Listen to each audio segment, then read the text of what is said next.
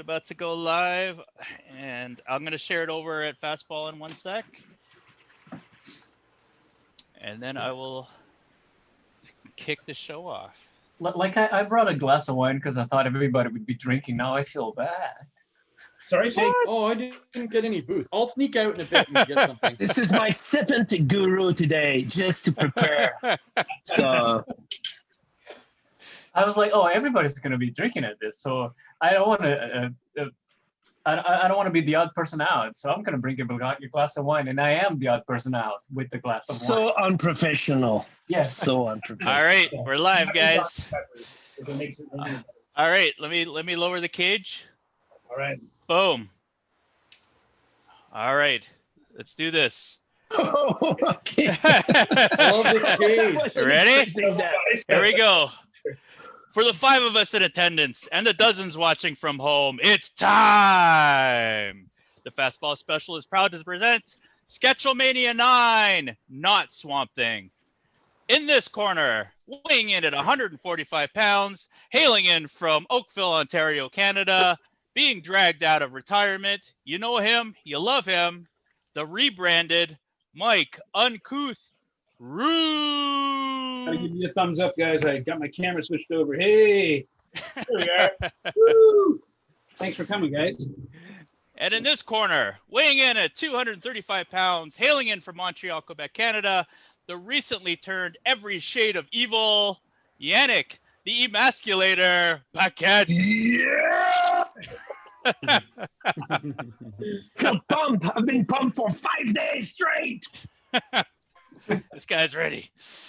And in this corner, weighing in at a whopping 350 pounds, hailing in from Montreal, Quebec, Canada, a creature formed of pure aggression, Marco, the Masked Marauder, Rudy. Hi. And finally, in this corner, weighing in at 200 pounds, also hailing from Montreal, Quebec, Canada, harnessing all the power of the wild, the savage, Andy, the animal, Belanger. You guys are toast, Joe. Animal is in the house. Let's do this. Ding, ding, ding, ding, ding, ding, ding. Thanks for coming, guys. Sketchlemania 9 is underway. What? It's what? Casey Parsons says, good luck tonight, gents. Looking forward to this. May sketch along. We'll see. If anybody wants to sketch along, go for it. Actually, post your sketches in the comment section. We'll have a look at them as we go. So, guys, have we decided what we're drawing tonight? Not Swamp Thing. Not Swamp Thing. Not Swamp Thing. That leaves it open. Are we going with the Hunter thing? I think I suppose. I mean, Yeah, that's All right. So we're gonna go. This is how I begin every drawing. This is how I begin drawing. This is how professionals do it. Is this mind games? I have no idea what I'm doing. It will come. It will come eventually. Yeah, you'd think so. Julian says giant-sized man thing. No. No. From man thing to something, the only difference is a company. I think I'm gonna need a little more light. It's getting dark over here. Yeah, it's getting a little dark here too. So this is Well, the we all live in Montreal. Montreal. This is the Montreal invasion. This is the Montreal invasion. It is. It is. Beware. Oh shit! I have no. Oh, I do have water. Never mind. Oh. You didn't prepare at all. Oh, man. So No. So I have my first question. Yep. Yannick, what do you think your chances are tonight? Night to crush those infant. Hands are harsh. It's barely a question. Now, you know, the thing is, these people are my friend, kind of. And so, in order to morally accept the bloodbath that is going to ensue tonight, I needed to go fully evil, because naturally, the before me would be like, no, take it easy, do something simple. I mean, you know, these people, but not anymore. No, no, no holds barred. No, it's just cruel. I'm just cruel. I'm gonna go for, if it takes shape eventually, I'm gonna go for a 2-character Hunter team. Whoa. So there we go. Wow. Whoa. What are you doing, Yannick? I'm drawing 2 Huntresses. Oh, Huntress. The Huntress. I mean, I'm already copping out and just going straight up for Kraven the Hunter. Nice. Oh, thank God. I was so close to doing Craven, and then at the last minute, I was like, I changed my mind to my current character because I know that if I post this character, everyone on social media loses their marbles. All right. Oh, Actually, Brian Anstey said Craven, so there you go. You read his mind. I love Craven. Oh yeah. I mean, to be honest, I have not read anything recent about Kraven. For me, he ends on the Kraven's Last Hunt, so I don't know if Fair. anything else happened. That's a good ending. But I say that that is a pretty good ending. I've Has never something read recently any happened to Hunter Craven? material. Oh, you haven't read that book, Yannick? No, the classic Spider-Man thing. Never read it. I know the magazine good. cover. I know the Yeah, yeah. covers, like everybody else, but never read the story, so I have no idea. It's surprisingly for a mainstream comic, regardless of the time, for a mainstream comic, the approach they take in that book, it is really good. It's great. It's one of my favorite runs for sure. Yeah. Probably, yeah. Definitely one of my favorite runs. Like, especially because the damn character is a nobody up until that story, and the whole story is about him. It's pretty good. Luciano Which one's that? Craven's Last Bonamici. Hunt? Yeah, Yes. Kraven's Last Hunt. Luciano Bonamici says, "Holy crap! What a meeting of legends! Oh. And Marco. Legends!" And some hack in Oakville. Legends and Marco, like, hanging out. Oh, Marco.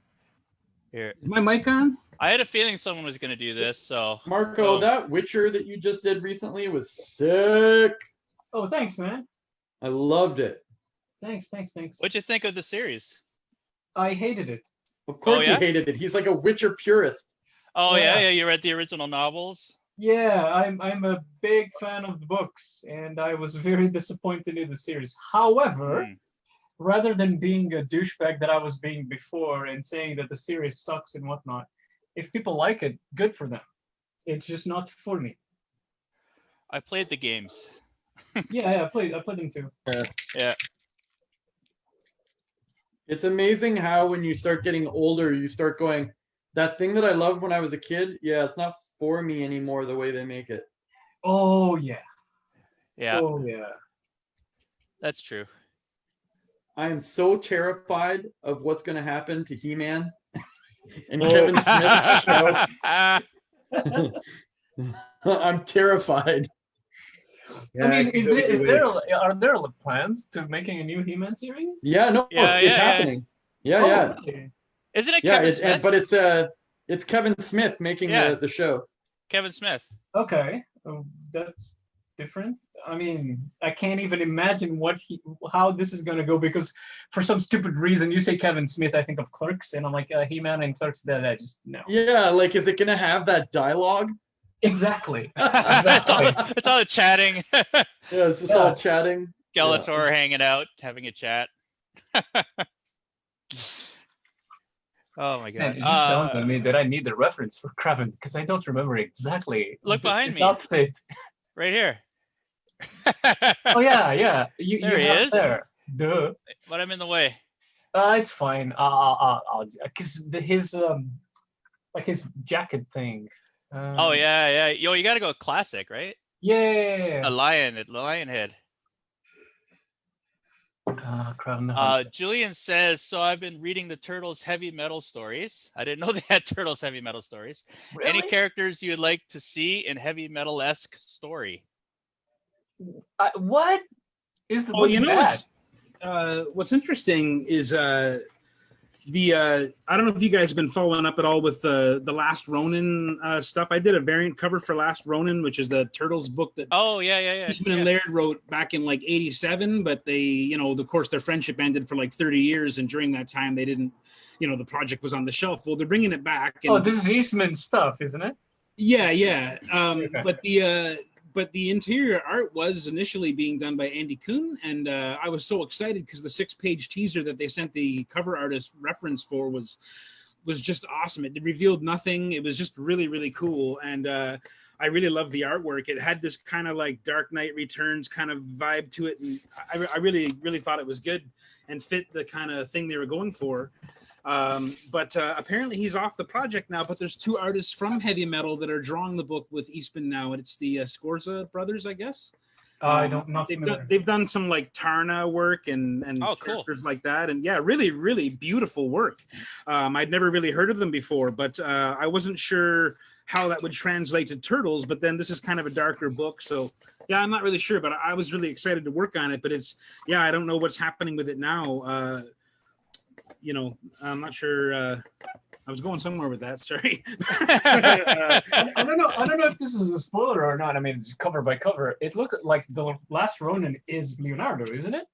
Well, that's not been revealed yet. It's originally, I believe, it was set to be Raphael. That was kind of the rumbling. Yeah, Raphael. That's what I meant to say. Never mind. But yeah, as far as I know, they haven't revealed it to us. They haven't revealed it to any of the retailers or anything. And the 6-page teaser didn't reveal anything. So I'm not really sure. It's kind of exciting though, because they actually had to move the story up to 2047, because originally it was written in '87, but set to take place in 2017, but the story has flying cars and all kinds of cool jazz like that. So I guess they wanted to buy themselves a little time and advance the story. Immortal?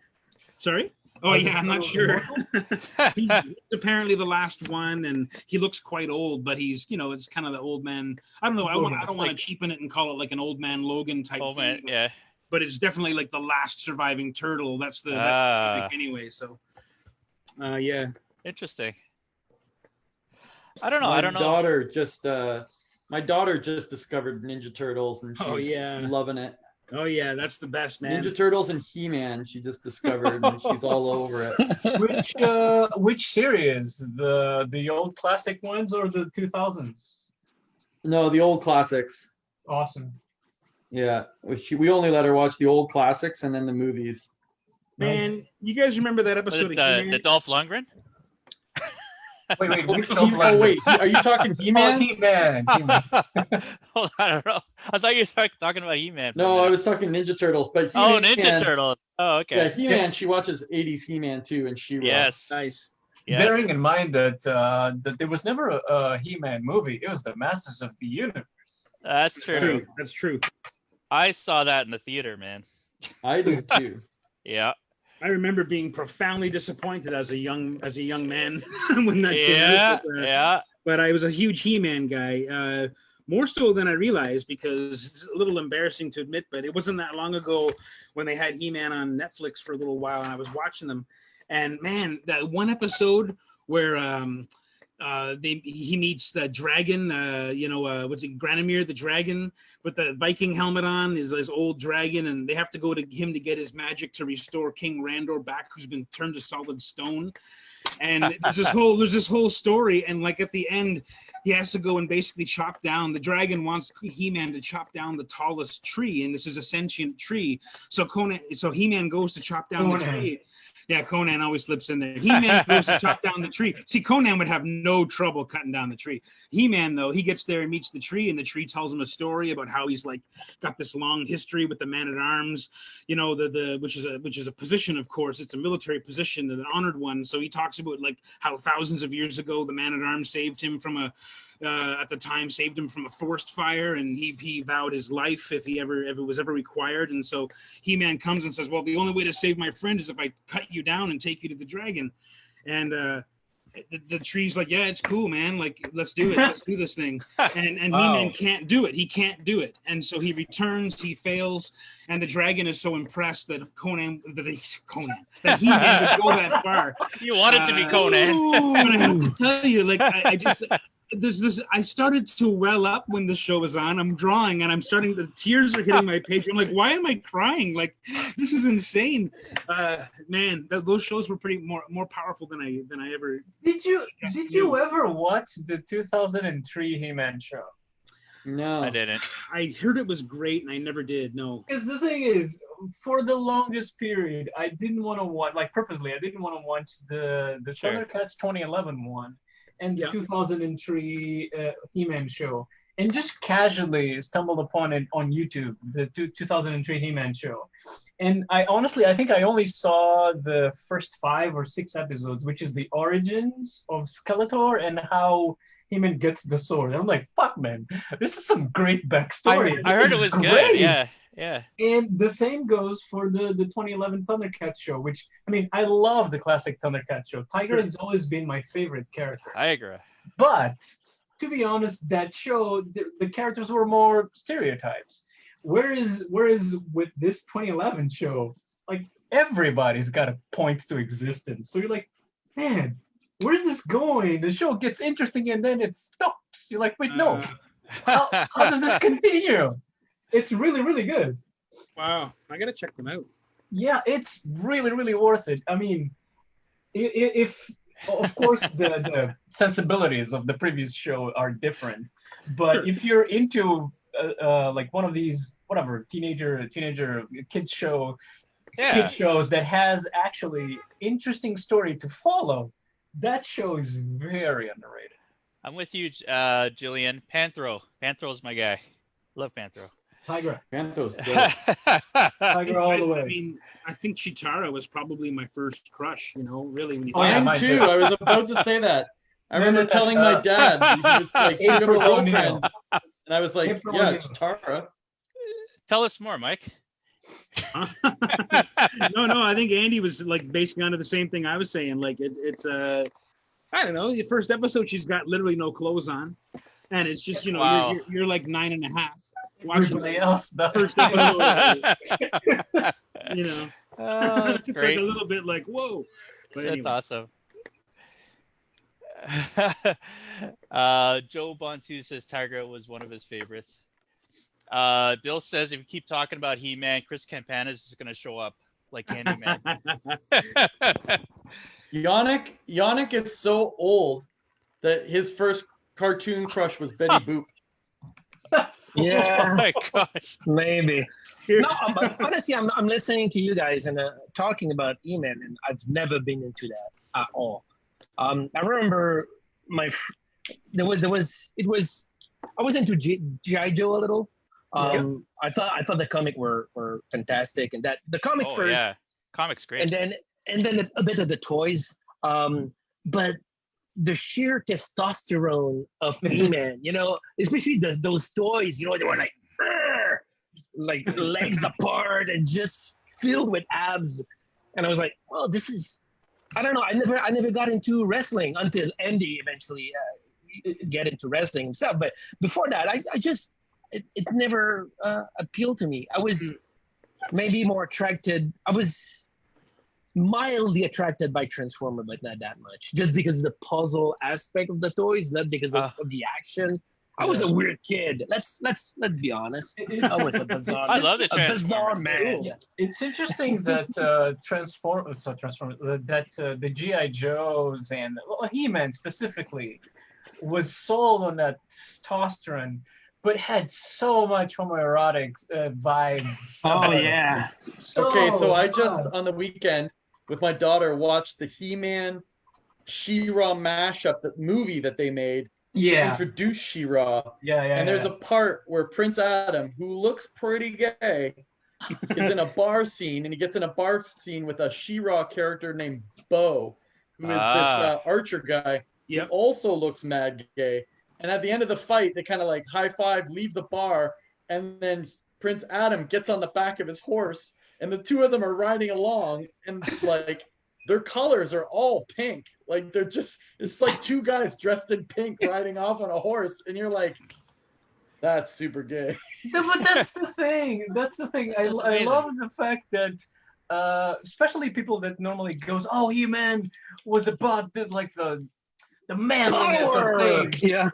And you're like, oh, well, yeah. But at the same time, it was also very homoerotic, and there's absolutely no problem about it. But like you mentioned that, and people just immediately just rise up. No, it wasn't gay. I'm like, dude, just watch it. Just watch the show. Oh wow. Okay, I gotta put this on the screen. Hold on. What? He-Man and Bo.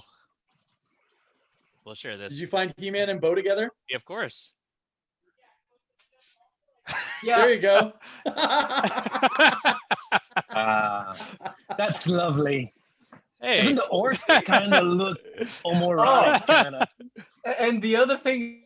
Okay, I kind of want to. I want to draw this now.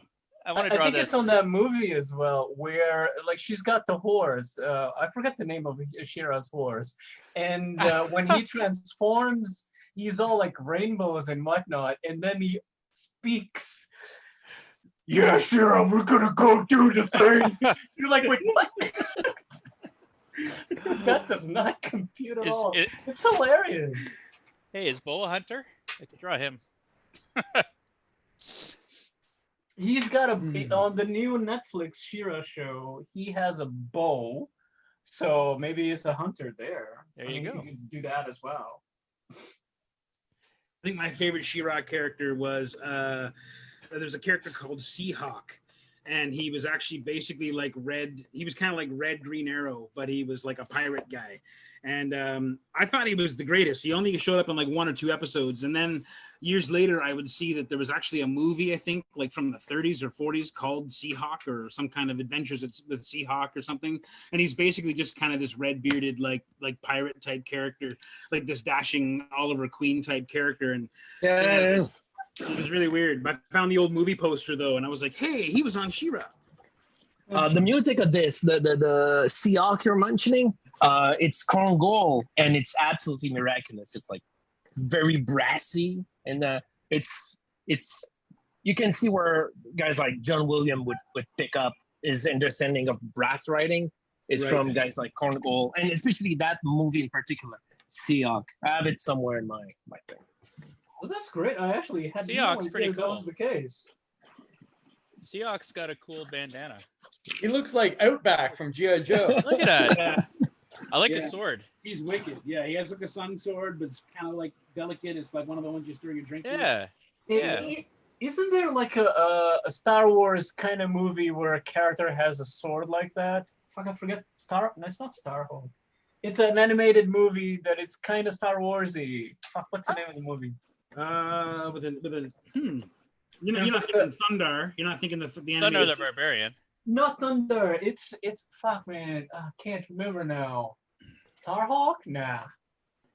It's a Star Warsy kind of movie. Like if you get the gist of the movie, it's essentially Star Wars. But it's this guy that finds a sword, and he has an Obi-Wan Kenobi type character that leads him to whatever, to fight for the Resistance. There's all of the beats of Star Wars are there. But it's an animated movie. It's for like the early 80s. I forget the name, but essentially he has a sword where like that Starhawk, the Seahawk character there. The sword is very, very similar. I forget now. Wait, now that sounds familiar. Yeah. Yeah. It wasn't Fire and Ice. No, not Fire and Ice. Oh. No, not Fire and Ice. I can't remember if that guy had a Sounds sword. familiar. Yeah. I can't remember the guy's character. He has like a fuck. What's the name of this thing? Silverhawk, Starhawk. It's not none of those. Some people in the comments probably Starblazers? know this. Sorry? Star Blazers? Joseph says Star Blazers. No, Is it an That anime? sounds right. no. It's still No? kind of futuristic as well. Dalton says that Mark Hamill is going to be Skeletor in the new. Yeah. That's I cool. heard That's the pretty lineup's- cool. Yeah. The But, like, the lineup's original good. dude I'm is just still- I'm just really worried about the writing. Yeah. I just feel like the original voice actor for Skeletor is still alive, and I'm sure he can still kill it, man. Like, they should just give like, how much more cool would that be if it's like literally been 40 years and he's back to record the character and he still does it awesome, because he goes to shows and that. Oh yeah. Unless he's retired, but like, I don't know. I was thinking about that. It's kind of a drag that maybe he didn't want the gig, or I don't know, but that'd be so cool. We still have Skeletor, man. It'd be cool if the original Skeletor did the voice. Star Chaser: The Legend of Orin. Does that I sound think like it's it? that. Let me check. Let me check. Star Chaser. We have the best fans. Dalton's got it. Let me check. Let me check. Let me check. Dalton, yeah. Yeah, Dalton. that's exactly it. Star Chaser. Ah, Star Star Chasers. Chaser. Yeah. 10 points for Dalton.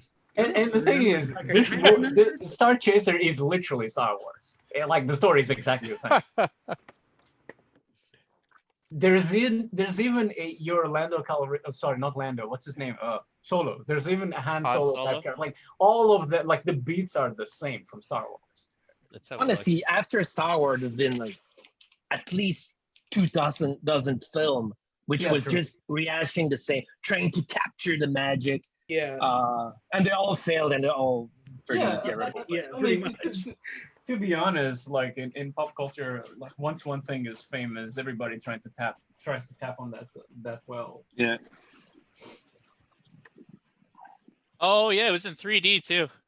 Well, the movies it was advertised as 3D, but Yeah. Let's throw it up here. Oh look, they even have a Darth Vader kind of. With yeah. And your Princess Leia right there. Right here, yeah. Look at that, the white suit and everything. Damn. Wow. They got metal horses though. That's new. That's a new element to Star Wars. Metal horses. Star Chasers for the win. I am surprised. That's all they brought. I mean, with all the waves of remakes, and reboots and whatnot, I'm surprised nobody's talking about that. I mean, give it time. I heard. What were they making? Planes, Chains, and Automobiles. Yes. I heard that today. Yeah, it's being redone by Will Smith and Kevin Hart, I believe. Yeah.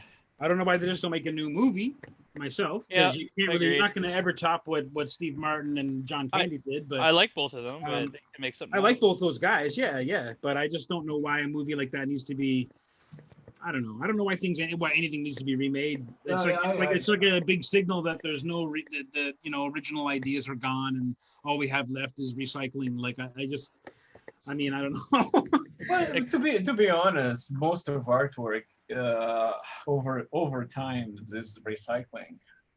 True. Unfortunately, with these shows, even with games, is that it just seems that the well of ideas consistently dries up, and everybody goes. I mean, at some point there were the known shows that were like, okay, or the known movies, let's remake this, reboot that, and then they go for the oddest choices. I remember. I mean, didn't they do like a movie for that board game Battlefield? Oh, it's not Battlefield. Battle Chasers? Fuck. Oh no. Board game. Oh my gosh. Oh, Battleship. Battleship. I mean, when you're making a movie, so far it's the only thing I've seen of what you mentioned so far. I'm not super proud of it, but it's like that's the one. That's the one. That's the one. I've seen Star Wars. We've been talking, But when you're making a movie out of Battleship, I mean, there's a problem. Yeah, but there's a scene in it in which they wonder where the bad guys are, and they don't know. Just like the game, man. It's like A12. But in real life. It's crazy. Over, man. Yeah, because the alien spaceship can be invisible, so they try to shoot to places, and then to see if they're actually gonna hit. Can you imagine? Also, but seriously, it was really close to the source material then. Yeah, but this is the only element they can actually import into an actual narrative of anything. Actually, isn't I think they use like actual veterans for the movie.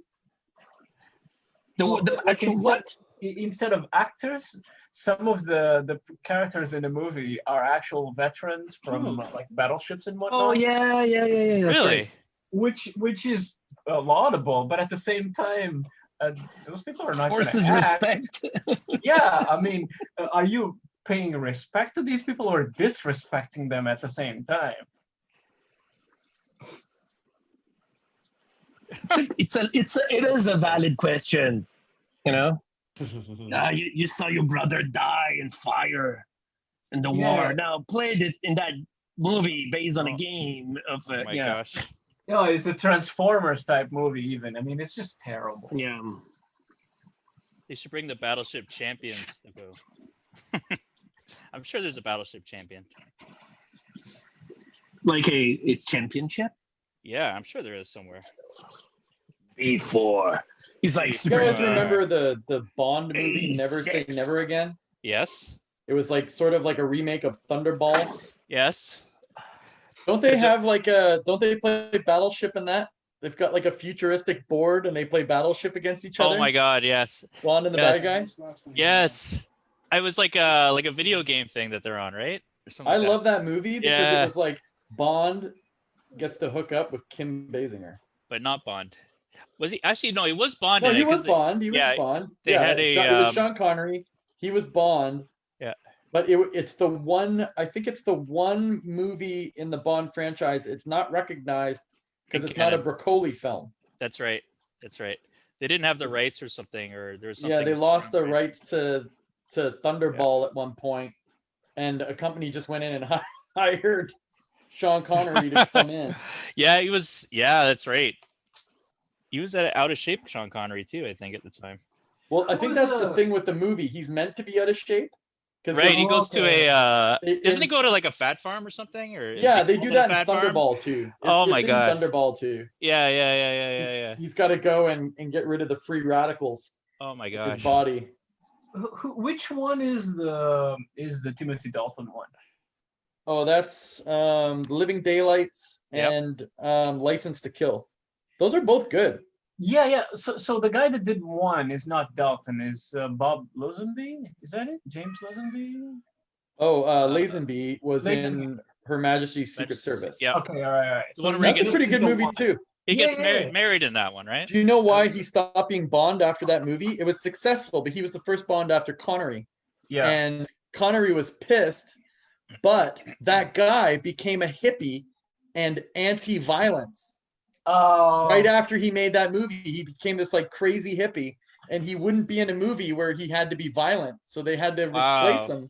You know that there's a similar story with the kid from the Neverending Story, the guy that plays Bastian, the kid that reads the book. Right after that, I mean, very same thing. He was not interested in the fame at all, so he quit acting immediately, and he became like a super, like, particular character about photography. He's got a very specific type of photography that he does, and he's a complete hippie, like a Alan Moore sorcery kind of stuff. Really? Yeah, he completely got out of I it. thought you were going to say that after the film where he reads the book, he decided he would never read books again. That No, was the direction you were going. It's like, oh. But how come you know that? I mean, he never act. He played this as a kid, right? yeah, Never in Yeah. the theory, and then yeah, he disappeared. He just did the one movie. He was in Explorers But then- too. but Did you then ever you watch know- Explorers? No, he's not an He Explorer. would, Yeah, he is. No, I can assure you.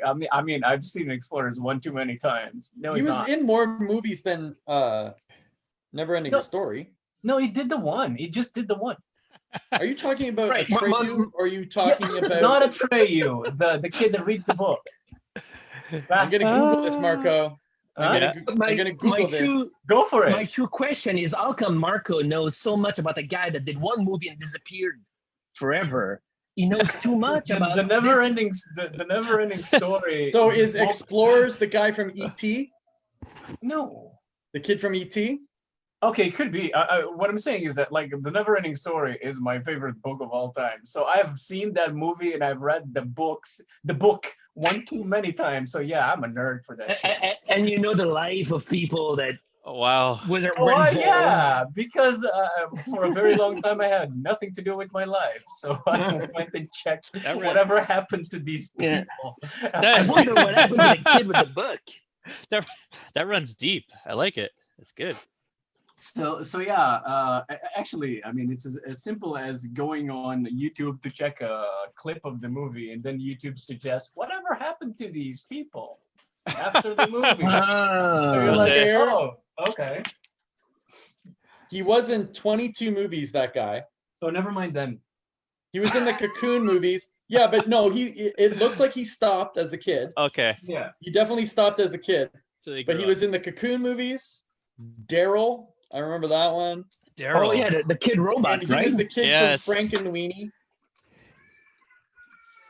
He was on Knight Rider He was on Knight Rider?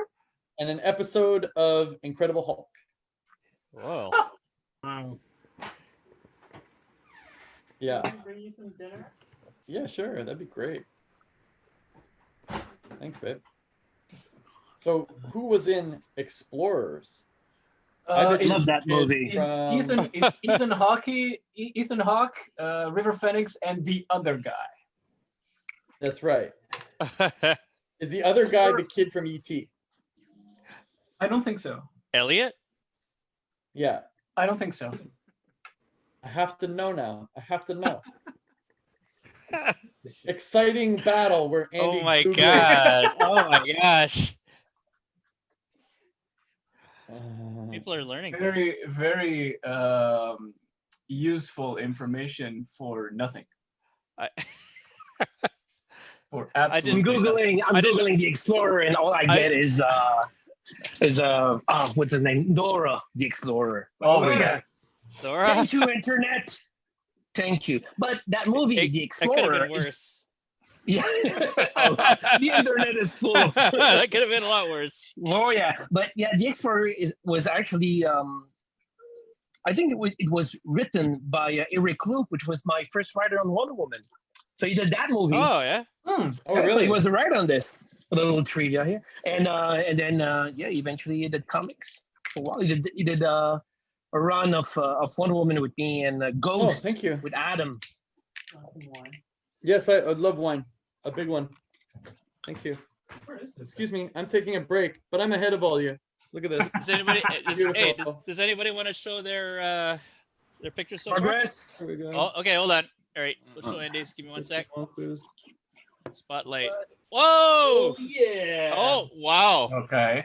Damn. Okay, okay. Whoa. Showing off. This is You, your you started that. I mean, you've been started working it on that before. for a while. And What? it's cheating. What did you say, Yannick? You started that. Oh! What did you say, Yannick? It's Hey, taking a Yannick, Marco, you want to say hi? You want to say hi? Hi. Sylvia says hi. Hello. I don't mind That- that you've I'm started just in advance. faster I mean, than all of you. That is I'm just confidence. showing off. Instead of eating I'm his just yeah, pasta.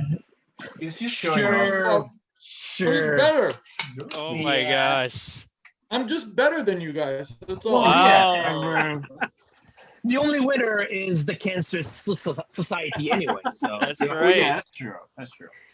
Oh, thank you, my love. Hi. I am. must show my drawing again because it's so much better than yours.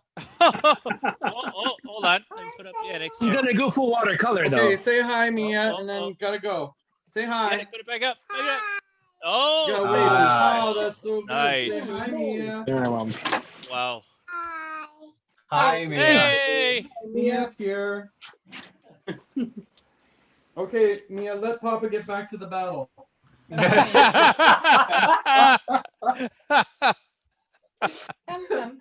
Go, Mia. Oh, that's so I good. love you. I'll see you soon. Bye.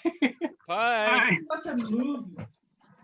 I saw a video, like a again random suggestion on YouTube where guy is like, oh, villain that is also a very good dad. What the villain is doing is spiel, oh, I'm going to destroy you. The world will quake in fear, and then the kid comes about, oh, that's a lovely drawing that you did. Oh, I love you so much. And then the kid goes away. Oh, where was I? Oh yeah, by the way, I'm gonna break your little bones and what. Oh, that was funny. That's just what had just happened. So, oh, by the way, this abstract thing eventually will become Kraven the Hunter. Oh, cool. Let me see. Let's see it. Wow. Ah, Cool. Very cool. So yeah, Very eventually. cool. I seem to have lost part of my gear here, but I will find it. While Andy gloats and eats. Was Craven in that that run you did on Spider-Man? On that Yeah. Everyone was in that run. There was a huge roster. There was, unfortunately, there were 136 of them. Wow. Oh my gosh. Wow. And 106 in one page. You guys want to hear something? You guys want to hear something sad? Yeah. That Swamp Thing stuff I did with you guys was the last time I worked for Marvel and DC ever. But did you not get like nobody, like Vertigo, nobody dropped a line for more? Nope, nothing. It's bizarre, man. That was like 5 years ago. I mean, with what's happening right now, who knows who's gonna get called by whom at some point. Oh yeah, totally. Yeah. I mean, I did work for Image. Sorry? I did work for Image in there. But... Oh, okay. Yeah. Yeah, man. Southern Cross is crazy. Last time I did anything for Marvel and DC. What did you do for Marvel, Andy? I've never done anything for Marvel, but I did ghost some pages for Scott Hepburn on Ghost Rider. Oh, cool. Oh, okay. That is such a cool character. Mm-hmm. I mean, he suits you perfectly. Yeah. Oh yeah. I'm kind of like built for Ghost Rider, Lobo. Oh man, I'd love to see you on a Lobo book. That would be crazy. I mean, knowing editorial, because that's something that happened to me. Because you're built for these specific characters, I'm sure somebody would come to you. Hey, do you want to draw the Silver Surfer? You're like, wait, what? Yeah. Or what you think about drawing Iron Man? Like, oh man, Iron Man is the worst, by the way. Just yeah, I mean, go on. I am in a few times in my career, but I never did the actual book. But in Civil War X-Men, he showed up in some Avengers, and I hated every minute of it. Because somehow when you do robots, and well, he's not a robot, but a suit, you need to relearn the anatomy of that specific suit. So you can't just go with what you know. You have to always, like a child, go back to basic and learning. Oh, where's that? Is the bolt there or there? Right. See, every line had to be double checked. Mark 50s, Mark 46. Yeah. Someone's going to see it too. Yeah. Yeah, because there's the crazy people that look, oh, the belt buckle. Oh, yeah. It's not good. That happens a lot. I don't know. I've been using, I'm drawing Huntress. I designed that very costume for DC. I had no memory of it at all. I had to look at the reference while I was doing the cover run. Oh my God, you designed her?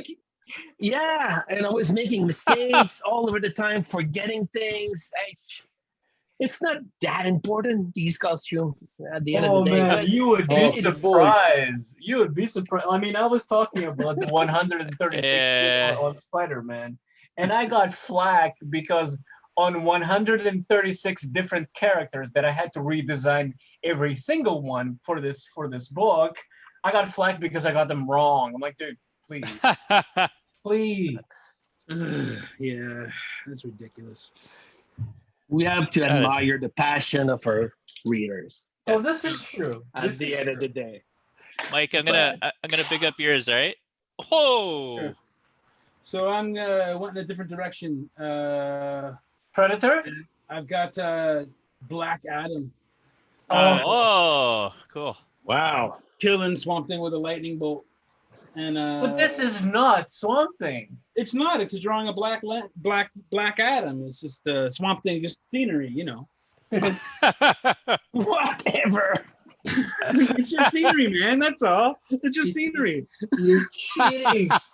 He's the environment that I'm drawing the character in. I'm putting him in mine. I actually had a couple of different ideas. I couldn't decide on a hunter.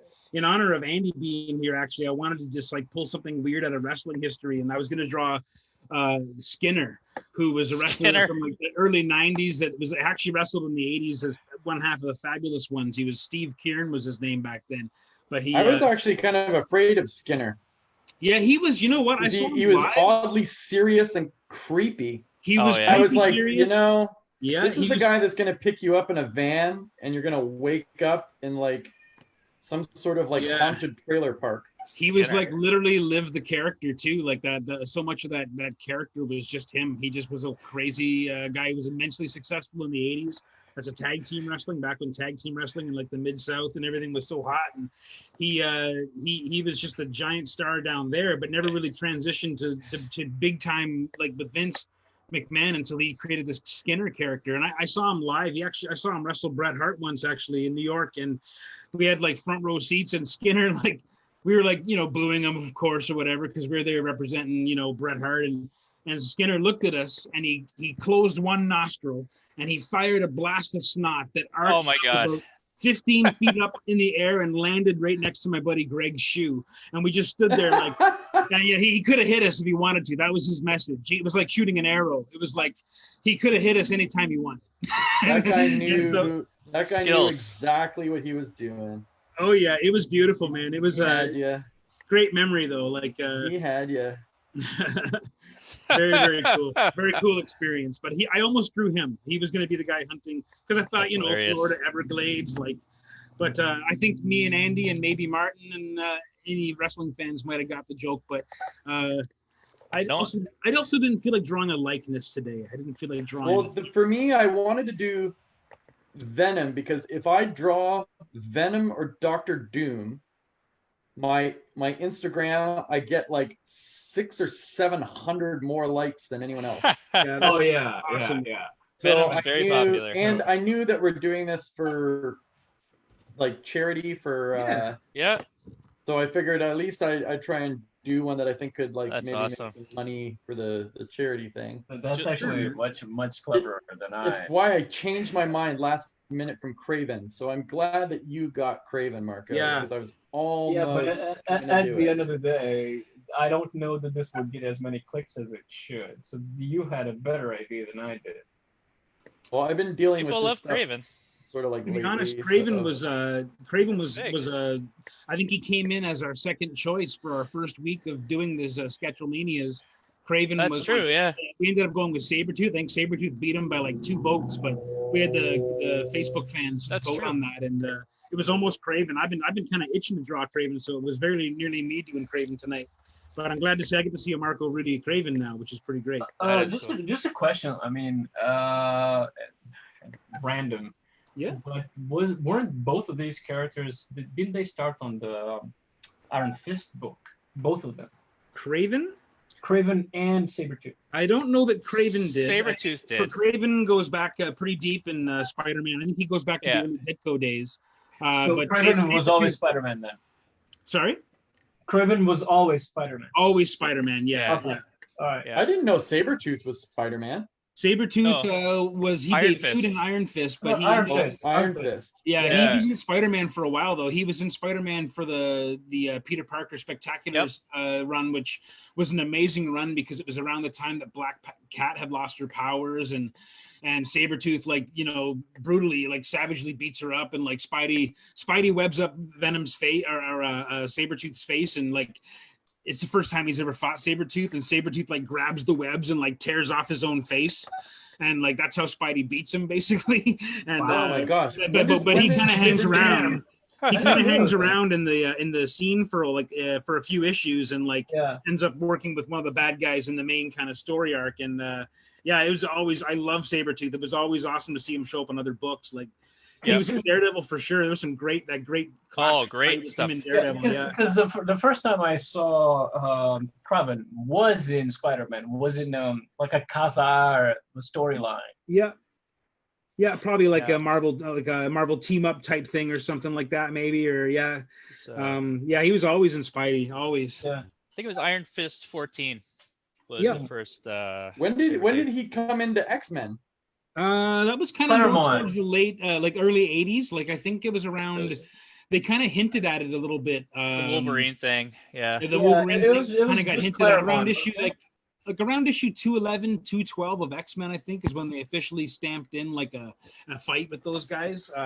Which is an epic like 2-issue fight. It's like my 2 favorite X-Men. Yeah, it's great. Great covers too. Yeah, Alan Davis covers. They're just crazy. No, but hold on. Just a question. I think he appears first in the Marauder storyline. That precedes the Marauder storyline. Marauder starts shortly after that. Yep. Yeah. Okay. Because that storyline, the one with the Alan Davis cover, like he wrecks the X-Men on his own. Everybody. Well, and the whole time I loved about those comics was Wolverine's inner dialogue. Like he's getting his ass kicked and he's basically like, yep, this guy's basically like me. He heals like me, only he's bigger, he's stronger, he's faster, his claws are sharper. Like, and he's just kicking the crap out of Wolverine the whole time and kicking him through walls and just beating him up. Do you remember when these characters were fallible and their villains were superior to them? Yeah. Yep. That was well, here's the thing. This is a great wrestling thing. That the whole point of a hero is to get beat up so that when they make the comeback, it's worth it. Yep. So when you read about stuff like The Rock or Vin Diesel or these guys that refuse to lose fights in their movies, you're kind of like, you're already before the go making a piece of crap. Yep. Like before you've even started, you're saying that you refuse to lose a fight in a make-up fictional story. Yeah. Look at what Arnold goes through in Conan. Like look at what Arnold goes through, man. Like he goes through hell. He dies. 20 years of pitiless combat, to finally get a little. He dies. Like, he dies in that movie, which is, of course, the martyr Jesus thing. But like, that's the point. And if you actually think about Arnold's movies back in the 80s, he's always getting the beats. Oh, always. Oh yeah. Terminator 1 and 2, he's like just destroyed. Every Even Terminator movie, he's pretty much destroyed. Even Chuck Commando, he's like wrecked. Predator, he's wrecked. I mean, it's what makes a great hero is the fact that they're almost at the end and then they come back. Do you guys remember if you the missing watch in any action movie movies? with The Rock, Rock's movies suck because he's just invincible the whole time.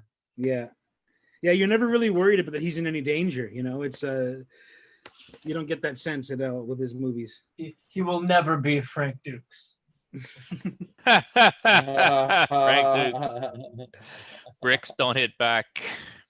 No, even Chuck though took his beatings. Like if you think about like the missing in action movies, Chuck would get beat up. Like remember they hang him upside down and they put the bag full of pissed off rats tied around his head while his hands are tied and he's hanging upside down. Like it's just insane.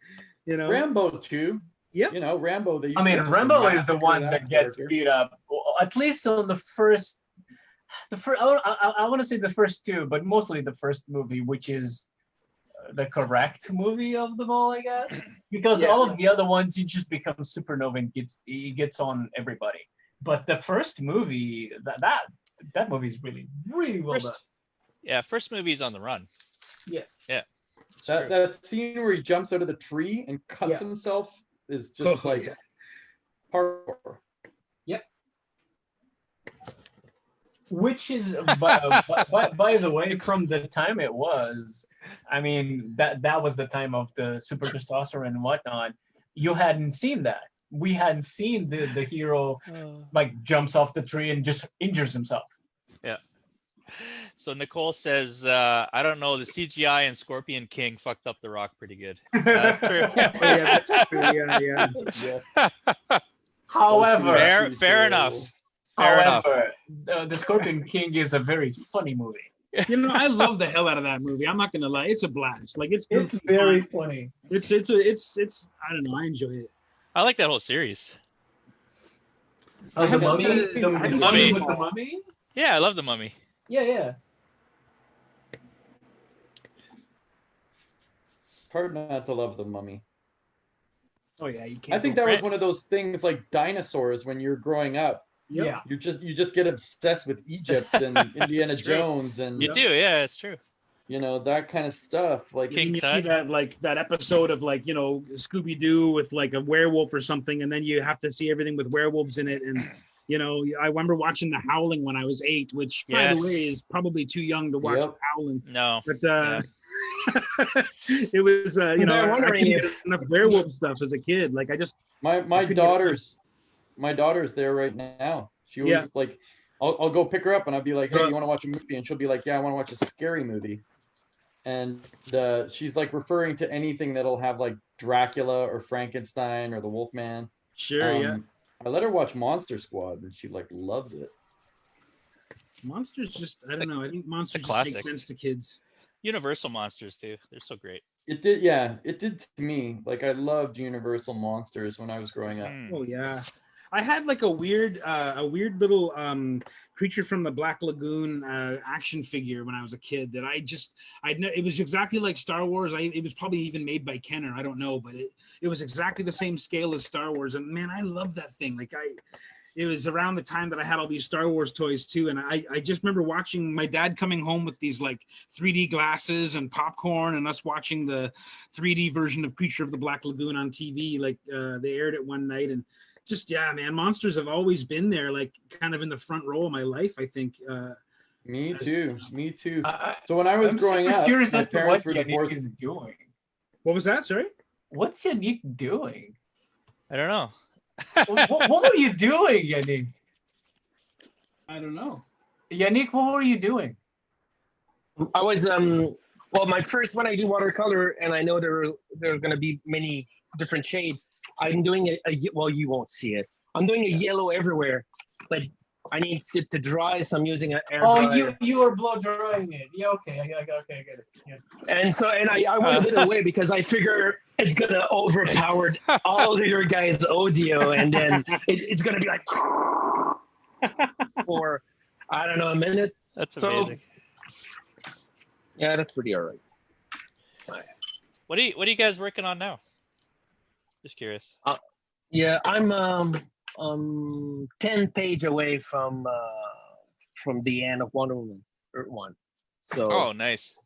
So yeah, I can't wait to. Well, I had a great time doing it, but I feel like my entire adult life has been drawing that thing, and so yeah, I'm looking forward to do something different. Cool. I'm working on my first Kickstarter that comes out October 5th. This is your first. My Mother Trucker. My Mother Trucker Oh, series. yes. Yeah. Very cool. What's that about? I'm laughing because I'm working on my first Kickstarter that comes October 15th. What? Oh. Yeah. Oh, that's awesome. So I just thought it was interesting. Anyways, continue. Let 10 us days know more later. about Mother Trucker. Oh, Mother Truckers. Yanick will like this. Maybe I'll get him to draw it. It's kind of like Wonder Woman in space. Oh, cool. It's basically the reason I started wrestling. It's about a woman that wakes up from an accident and she's been sort of rebuilt, and she's a space trucker, and she wants to be the best trucker in the universe. So if you want the Walmart like contracts to ship in space, you have to wrestle the guy who has the contract, and the contracts are like championship belts, and the back of your rig transforms into a ring Oh man. in space, and then you fight for I'm it. in. Okay, Yeah. that's super cool. It's very like it's very heavy metal. It's very like Yes. European. There's gonna be 6 issues. And it all has like WWE like archetypes, like, you know, there's like a Shawn Michaels-y guy, there's like a Flair guy. Sweet. It's but they're all space truckers. Yeah. Oh, I love it, man. And Mother Trucker is sort of like a 90s girl. She died, she had this accident in the 90s and wakes up kind of like now. So she's like a sable. So she's always like beating people up and kind of like taking her top off, but it's like now. So people are like, oh, but you can't do that. We're gonna call the cops. There she is. Yeah, there she I is. love it. That's awesome, man. Mother Trucker. Yeah. There's another one. There's another good one. If you go back, it has Big Rig and the Bone Smuggler and a little bit of truck behind it. Okay. It's a couple down in my Instagram. But it's basically I started wrestling to make this comic. In a preparation as a study. Yeah, well, I mean, wrestling has its own language and all that stuff, and I really wanted to. Oh my god, is that a do it, and then I barbed got wire hooked on ring? wrestling. A barbed wire ring. Here we go. Oh yeah. Right here. Yeah. Boom. Oh, and it has like a buzz saw on it in the corner. Look at too. that. Oh, Come on. Yeah, that's some So interior good, dude. stuff. someone's getting a chop. I've The gotten chop. chopped so bad that my chest bled immediately. Oh yeah, man. It bleeds like a tattoo. I have it bleeds. seen some of that, Ah. and the thing is, hearing it's painful. Just Yeah. The chop. I like to call myself the 3 chop princess. If I get any more than 3 chops in a row on my chest, I'll like scream like a little girl and run away. Oh my god. There's a couple questions there. So who's doing the soundtrack? Someone wants to know.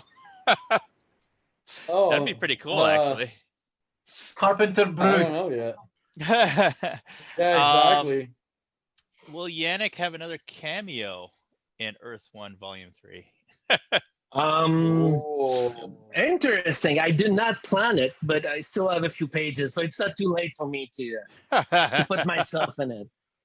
I might. Very I think cool. I'm gonna go. I'm gonna put. There's a few scenes in there, including some in the future where everybody are very liberal dressing. I think I'm gonna go for that. You'll find out. Nice. All right. So Marco, you also have something coming out in October. I was curious as to what Mike has in store. I can talk about it later. What I have in store? Yeah, if you have something coming up. Oh well, I just I have a cover coming out pretty soon that I did. I think I can talk about it because I got approval today. Awesome. Last minute. It's the first time I've ever worked for Wizards of the Coast, and Sweet. Yes. Oh, Yes. it's I a used cover to do for, stuff for them. It's a cover for a comic book, actually. Yeah. I guess it's IDW that's doing the D&D comic books, and this one is it's an Icewind Dale story, and I got so excited when I first heard about it because I thought I was going to get to draw, Drizzt and Wolfgar. I was just thinking about that. Wolfgar. Everybody, Wolfgar, and everybody like that. But Oh no, Brunor! Oh, you killed Brunor. Oh, that'd be amazing. I'd love to draw Brunor, yeah. So, but I got to draw some other cool characters, and so it was weird though because it's one of those things when you're working on a comic book. Well, you guys know, like with properties like that, sometimes there's like a big process with approval like that, and it's. Yep. So there was a lot of long delays on this one, and then of course it's ready to go to print, and then of course one last minute change, and I did a painting. So it's not easier. It's not as easy to fix a digitally with an actual traditional, painting. yeah. And I wanted to do it. I wanted to do it a painting because half the reason I became an illustrator was because I love those. I loved all those D&D books. From the game books to the novels. Like I wanted to be like Jeff. Jeff Easley and all these guys, Larry Elwood and Elmore, and these characters like these guys that could paint so well and did these amazing covers, and so that's kind of one of the things I always wanted to do. So yeah, it was kind of like a nice thing to celebrate today, to go in conjunction with what we're doing right now. So it's been a good day. So that's coming out pretty soon, and then I'm actually having a Kickstarter I think I'm doing one in late September. For issue 2 of Dodge, which All right. we were successful and had our first Kickstarter go pretty well, and so everyone seems to really like the first issue of Dodge, and yeah, so I'm getting good feedback. Mike. Yeah, Mike, I'd like to call you to talk to you about your Kickstarter. sure, man. Anytime. I had a meeting last week with Jimmy Palmiotti. And picked Jimmy's brain for a few hours about Kickstarters. Yeah. And then later that afternoon, I had like a meeting with Jim Rugg. Oh wow, cool. And got kind of like the skinny on the one he just put out. Huh. Yeah, well, I can tell you, I learned the hard way the first time. The first time I ran a Kickstarter was in October of 2018, and we kind of launched it too quickly without thinking kind of critically about a couple of things. And ended up having a very long 30 days where we didn't get anywhere near close to our goal. But we had a lot of people, everyone who supported us for the first Kickstarter came back. And this one we had one that was designed that actually kind of made sense. We took a long delay to make sure we had everything done so we could be ahead of the game a little bit. That was key for me. I didn't want to, it's disappointing enough to miss a deadline and to feel like you're taking forever to finish a project, but it's a whole other thing when you've done a Kickstarter and, life just gets in the way sometimes and causes trouble. And I've known a lot of guys who despite their best efforts and their best planning have still not fulfilled Kickstarters just because of the way life goes in this business.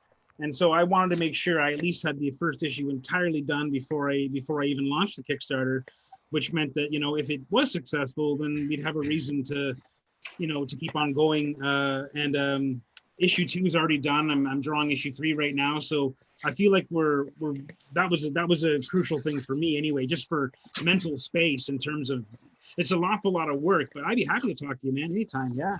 I'm not an expert. I've learned a lot of lessons. I'm certainly no expert, but I can definitely tell you what not to do in a few cases for sure. Yeah, Jimmy said the same thing. Go on, Danny, go on. I said Jimmy said the same thing. He gave me like a lot of advice, like some pretty big pitfalls people fall in. Yeah. Like we learned the hard way with Dodge. Like we had a couple of weird shipping gaffes where we offered 11 by 17 prints, altered prints that I was doing, those werewolf things you guys might have saw me post. Yeah. They were, they're all 11 by 17 and that's cool. But like the book is a different size, and then sending a book with the artwork so that you're not doubling the shipping, that's another game. Oh, yeah. But then you're getting into larger sizes that now are too big to pass through a mail slot, and now you're into a light packet mail instead of a letter mail, and all of a sudden your shipping is a much different picture. So in a few cases we didn't charge nearly enough for shipping, and so we had to take that out of the Kickstarter, which was very painful because a lot of we had one shipment that went to the Netherlands, for instance, and we only charged $10 to ship this 11 by 17 print to the Netherlands, and it was a minimum 40. It was like $46 to get it there, and that was without tracking. So there was a lot of stuff that we were just like, holy crap! Like we were not like I had an idea and we had notes, but when it came time to launch, we just didn't do that final double check. And once it's up there, you can't really adjust stuff too much. So it was pretty much locked in. Before we noticed that we were in trouble, because it funded immediately on the first day. Like we were shocked, which was incredible. What did you ask for? What did you ask for in the first day? We only asked for I think we asked for $5,000 USD, so it worked out to like 7,500-ish Canadian. And that's all we asked for. The first time we asked for 25,000, and we got about 7,000. But we just didn't have our tiers stacked properly. There was no way to bundle tiers, and we had people that wanted the book and the t-shirt, but there was no way to get both. And it was just really we just made some really dumb, not dumb, just ill-informed, like noob mistakes. And I was told strictly not to do t-shirts. Yeah, it is surprising that it is surprising, but the number of comic project related that comes with prints and that kind of stuff, that there is not like a template that already take care of all the shipping. I mean, the shipping is probably the same for most people. I mean, if you can enter where you are, and then it will automatically, there's no, you have to go from scratch. There's no template that took care of all those initial I mean, I'm just trying to keep good notes basically for next time. So I know what it costs to send something to Ohio versus sending something to California. And the way the mail system is in the States right now too, that's a whole other ball of wax. I have a bunch of projects that haven't been received that were mailed out months ago, simply because nothing's wrong with them. They're just being held at the sorting plant in customs because they can hold things for as long as they want without any kind of need to update you or requirement to give you any piece. I have a few commissions that are like that right now too. It's brutal, dude, and they will get there. Being held up. See, the thing that's so messed up is in the USA, when you send mail from Canada to the USA, it doesn't you're sending it to Buffalo from we're near to the border here, so I can drive to Buffalo in an hour and a half, and I can mail it to Buffalo. But if I mail it to Buffalo, it has to be first sent all the way to California, where it gets sorted in California and then gets sent back. Look at that venom! Holy moly! Whoa! He's just showing off. He's just showing off. So it's just one of those things where, like, once you kind of figure out how they do it down there, you just got to not panic. The artwork will eventually make it. It's just like, it's scary when you're waiting for a painting that you've done to show up at someone's house, and you've paid for all this expedited shipping and all this stuff, and and then it doesn't matter because it's still just being held in customs. It's interesting that I mean on a similar vibe. I've been talking to Giselle Lagas. She's been doing Kickstarters for ages now, and basically I have been taking some notes from her on what to do, what not to do on this first Kickstarter campaign. And initially, I had a bunch of companies that were, I contacted one, and the other one was offering themselves, hey man, I can run the Kickstarter for you, and we can reassess how it's going to be, like profits and whatnot. And at the end of the day, she's just like, man, the way we're talking, all the stuff that you're asking me, just do it yourself. I mean. Yeah. There are ways that you can avoid the pitfalls and actually not do like a terrible job at running the campaign. So at the end of the day, I'm hopeful that it doesn't fuck up, because no, it'll be good, man. You just gotta keep it sensible and Well, Marco. What? Marco, I'm planning on starting like almost like a Kickstarter company sort of thing, where it's like an imprint, like a music imprint, and we all sort of do Kickstarters in tandem, but all use the same resources. I'm not opposed to that. I mean, so I think by the time, if I'm on the 5th and you're on the 15th, our shipping times are probably going to overlap. Yep. Depending on where you're getting your books done. Now, there's a company in Montreal called Marquee. Yeah. Jimmy Palmiotti uses Marquee for everything. Yeah. Like I had. And so do a lot of people. I had two. She suggested Marquee, and a group of friends of mine in Moncton, she's like Nick, she suggested a company in Winnipeg called Friends Press or something like that. And so yesterday I got a sample from these guys, Friends Press or whatever, and I'm getting a bunch of samples from Marquise this week, I guess, just to decide which is the type of paper and the treatment that I was going to go to. Oh, excellent! We should get together and look at that. Yeah, I wanted to. I have Jimmy's book, Pop Kill. And they got like this really sweet spot varnish on the front that looks amazing that Marquis did. Because one of the things that I'm concerned is I'm painting this all in acrylics, and I want a paper that doesn't fuck it up. Yeah, you get that bleed. Yeah. You get that. You'll get that disgusting bleed. Yeah, so I like, that's why I got these out. Like, I haven't opened them because quarantine. Whatever package that I receive, it stays in quarantine for a couple of days, and then I open it. Really? Marco, you're hilarious. Oh man, dude, my lady,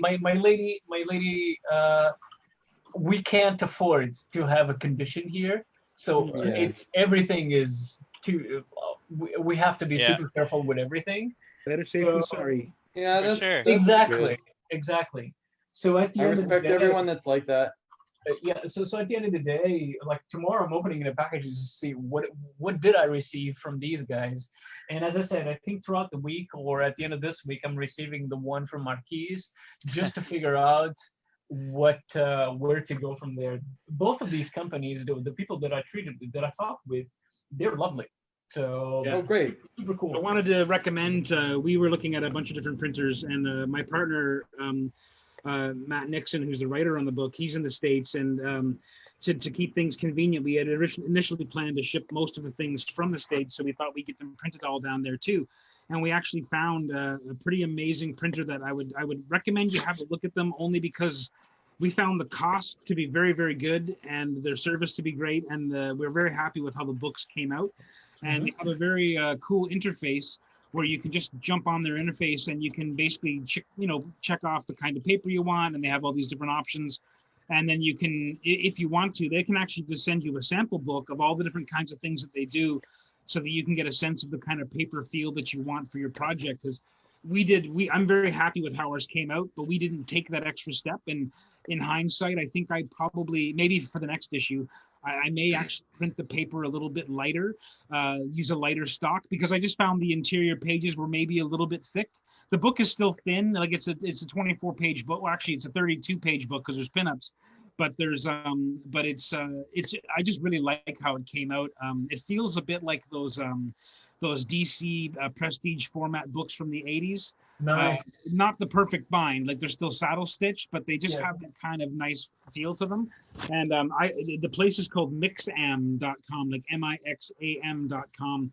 And just if you're looking at prices, it's an American company. Like I'd always prefer to have business going to Canada for sure, but in this case, it worked out really well for us, and we were kind of staggered at how good the price was.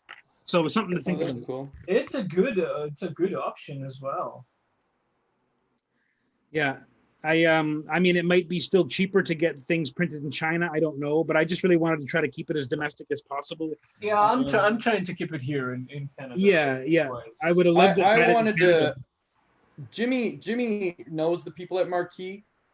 Yep. And suggested I like maybe name drop. Was it Patrick that he recommended? I don't know. I gotta look at my notes again. I think Giselle also gets all of her things printed there, and I know that I know Dan and Fernando. I believe they got a lot of their. They might be getting their stuff printed there now. I know they had. I think they got their Die Kitty Die stuff. The first batch was done at Marquee, I think. Yeah, they do great stuff there. Really great stuff. Yeah, I'm pumped about that. Yeah, I'm just kind of pumped about. I just want to make my own stuff. Yeah, man. Yeah, that's the thing. I mean, I was talking to a bunch of companies to run the Kickstarter for me because honestly, I was intimidated. And at the end of the day, like I started painting this thing yesterday. I've got the whole book lettered. I got the whole book written, plotted, and penciled. I just needed to start painting. And all this while, I was like, all right, if I'm going to start a Kickstarter campaign, I need to prepare a package. I need to paint a few pages, which I actually did, but I painted pages from book 2. I used them for pitch. Like I pitched them around a few companies. There was a lot of maybes, but nobody was getting it. And at the end of the day, I'm like, right now, I have enough money to start a Kickstarter campaign and see how this goes, rather than waiting when I have no money and trying to do this. Yeah, man, I was in the same boat. Yeah, so I'm like, I plotted I planned exactly what I need to do to have a project, like a campaign started by October, and I'm just going as it is, a week by week. I have to finish this, and that's it. With all the fat that I included for whatever emergency occurs and whatnot, on the 15th of October, I will have a damn campaign running, and I hope this shit gets funded. Can you talk about your book? Hey, you know what, sure. Marco? Sorry? Marco, let's just keep in touch because we'll be doing it at the same time. Pretty much. Yeah. We'll just keep in touch. Like, call me every couple days, and we'll pair notes while we're doing it. We could even make videos. Like Jim Rugg was saying, people loves the process stuff. Yeah, they love it, man. They love it. They love all of that. And I mean, one of the things that is on both of our sides, just different approaches, is that, well, you've been doing, at least the coloring side, you do digitally, but you do it all on your style. Whereas for me, it's just a process of choosing a palette and go and paint. So it is a way of getting people's attention. Hey, I'm painting this stuff that is going to be out on Kickstarter in a few days. You should follow this. So something to that effect. And answering your question, Martin. So it seems like an easy pitch at the end of the day, but it's not exactly. The pitch as it is. This is Asterix, but with Mr. Robot vibes. Okay. Okay. Yeah. The idea is, I'm telling you, the magic potion in Asterix. I'm not too familiar with it. You know Asterix and Obelix? I know Asterix and Obelix. Obelix. There's a magic potion. So Yeah. essentially, I wanted to tell a story like in a magical setting. What would my first? Actually, Andy has this because I gave him as a gift. My first go at this was a robot dreaming, Yeah. and through the dreams of this robot, he would then achieve sentience. Okay. And in the dream, he would go essentially just be a character in the never-ending story. Is So- that the painting I have? Yeah, it's the painting, the dreaming Yeah. robot. Yeah. Yeah. Oh, that's cool. Oh, you could Yeah. have a lot of fun with that. Yeah, but Funny. as I started developing the fantasy side of things, I'm like, you know what? I just like the fantasy thing. So the dreaming robot can wait for a bit. So I just wanted and focus a little more on the fantasy side, Yeah. but still kind of a darker vibe. And the idea is the same way that First Blood is a commentary on the disposability of soldiers, like they were sent to Vietnam and whatnot, Yeah. and how the army and the government and society saw these soldiers. That's the gist of the First Blood. My story is about a character also in the military, using a drug, kind of a Stimpax, Right. a Stimpak, and the effects that has in this character's life, and as they're going through the withdrawal of this. There's an event that happens, and this person stops consuming this. Okay. And the whole story, for as much as I'm telling the story about the world, what's happening in this world, whatever, is about this person dealing with methamphetamine withdrawal, methamphetamine addiction withdrawal. Right. Because I tried to find the effects of the potion of the Asterix potion. What could I find in real life that is similar to that? So I found methamphetamine is the closest to it, and of course it's a fantasy story, so it's a juiced up methamphetamine. Right. But it's essentially a character going through the motions as they're dealing with addiction withdrawal, and the reactions of the world to this character and how this character reacts to the world. Because it's used, but we have seen stories told from the perspective of the person that is going through it. So you see the hallucinations and all of that, but exclusively through the perspective of that character. My story is telling that, but also how the world reacts to that character. Because I mean, all of the real life stories that I Googled and I tried to find and I asked people about these is people, they don't know how to react. How are you going to react with somebody that is raving in front of you, trying to hit you or whatever, and you don't know what to do? So the story goes into that. In a fantasy setting that has dragons and magic. Oh man. Very cool. What do you call your drug? Euphoria. Euphoria? Yeah, Nice. Euphoria. Nice. Nicole says Yannick's piece looks like a pulp movie poster. Oh, he's doing the praying mantis thing. Nice. He's doing the praying mantis. Oh, that's so cool.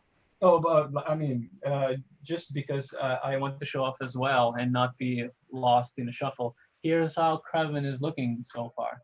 Oh, okay. One sec. Sweet. Whoa. He exists. Nice.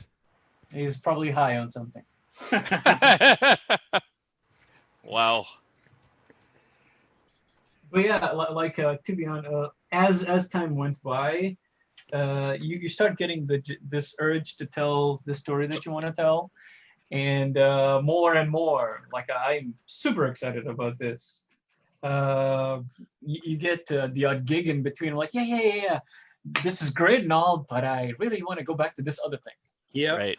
Yeah, that's what I'm at now. I keep getting asked to do stuff, and I'm just time is slipping away, especially when you have kids. You're just watching time fly by, and you're like, I have to draw this damn book. Yeah. I have a cover for Archie due in the morning. Oh, really? Oh, Tomorrow? Are you at least like at the beginning? Have you done anything for it? So I far? have, yeah, I got the drawing approved today, and I'm just inking it now. I'll be inking it after this, so I feel okay. But we're leaving for Quebec tomorrow. Actually, my wife. So tomorrow's kind of a cool day. It's actually our 21st anniversary. Congratulations! Wow. Thank you. Happy anniversary. Thanks. And she hasn't seen her folks who live in they live in Chelsea, Quebec. I haven't seen them since Christmas time because of COVID and everything. And so it's kind of a big deal for us to be able to get away. And Erica was able to clear a bit of time at work, and so we're gonna go. We're gonna go and just chill out in the woods and for a little while and get away from all the city noise. That's so cool. Just escape for a bit. And yeah, so I've got a bit of work to do. Of course, these things happen right as you make plans. We've had plans to leave this weekend or this week for a while, and jobs happen and stuff happens, and that's just freelance, right? But yeah, so it'll be a bit of a long night tonight, but that's okay. I'm in good company right now, and that's good enough for me. Oh, that's cool. I'm actually really happy with how well Quebec handled COVID. Yeah. We're getting rocked so hard, and to be at the numbers we are now is just really impressive. Yeah. And I don't know if you guys have been keeping up with this, but Canada keeps up with Australia around this time as sort of like to check out what's happening with their flu season, because right now is peak flu season in Australia. And they get normally between sort of like 340 and 400 deaths a year because of the flu in Australia. A lot of old people get the flu and die. And this year, because they have COVID measures, they've only had 36. Yeah. Wow. That's such a drop. So it's like the COVID measures are taking out all the other viruses people are getting. Oh, wow. Great. Yeah. So I'm hoping that second wave that's supposed to come during flu season, let's hope, is going to not as hardcore. It doesn't help that we still had was it last week that we had like a big ass protest downtown? Yeah. Where people were protesting having to wear masks, which I can't believe Montreal had a no mask protest. It's so stupid. We had them here too.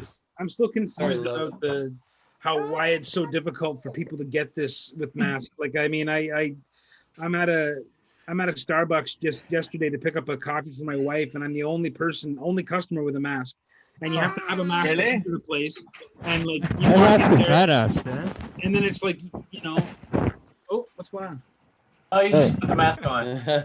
Mask is badass. Yeah, you can't go in any building, business, or anything in Montreal without wearing a mask. You have to wear them here too, but the problem is that restaurants, once you are inside the restaurant, you can take it off, which to me is fucking ridiculous. And like I'm sitting at the Starbucks and I'm looking at people, like I'm just going there in line to get my coffee and get out. I've pre-ordered my coffee. I'm literally going to be there for less than a minute. And I'm standing there and I look around and there's like 6 tables with people sitting at them. No one's got a mask on. Everyone's talking. That's ridiculous. And there's a sign on the door that says you have to wear a mask if you're inside. Some people didn't even have drinks. One guy was sitting by himself on his laptop, and I thought, you can't do this at home? You can't just make a coffee and sit at home, man? Like, I just don't understand. But anyway, that's just my little rant. I'm over. I'm good now. Oh no, man! I totally understand. I mean, going out yesterday, I had to go. Like, I needed to go get some masking tape. So I just go to a dollar store like a few blocks from here, and going there and coming back. Like I got the mask on, and there are families. Thank you. Hello. Hello. Hey, be a danger. Mia's in the house. Mia should super cute, draw with us. Yeah. Mia, we're all drawing. She does not look like her dad at all. She's super cute. Not anymore. She did when she was a baby, she looked like me, and now she's starting to look more like her mom, I think. But like when she was a baby, up until she was about 2, she looked a lot like me. You're gonna have to tell me all about Italy one day, man. Yeah. Oh, dude. I think even we're going back. Yeah? Yeah, like Sylvia has like I think another trimester or 2. Trimester is like 2.5 months. Yeah. Okay. So we may go back for that, but I really miss it, man. Like, I love Montreal. I wouldn't live anywhere else in North America, but like living in Italy was just the coolest. Italy's great. Italy's amazing. So cool. Just all the history and like all the stuff you were showing was just great. The food. Oh yeah. It's just phenomenal. I've been vegetarian since I guess October, or I guess not completely vegetarian. I eat eggs and fish. Mm-hmm. Yeah. But not a lot, or I guess a lot of eggs, but not fish. And I don't think you can be vegetarian in Italy. Like, it would suck. Yeah, I would imagine that would be a challenge. Yeah, you don't want to be. The food is too amazing. Well, you could have pasta. Sure, but the pasta even has got, you want to get that meat. But the best steak I've ever had in my life was in Italy. Like all the best pizza I've ever had was in Italy. Yeah, me too. My favorite meal when I was leaving was something called ossobuco. That's my dinner. That's my dinner. Oh, go ask Mama. She has it. Okay. Yeah. See you later, love. Come on. No, I'm doing a thing. Cool. Cliff Caporo says 4 of my favorite people on a single Zoom.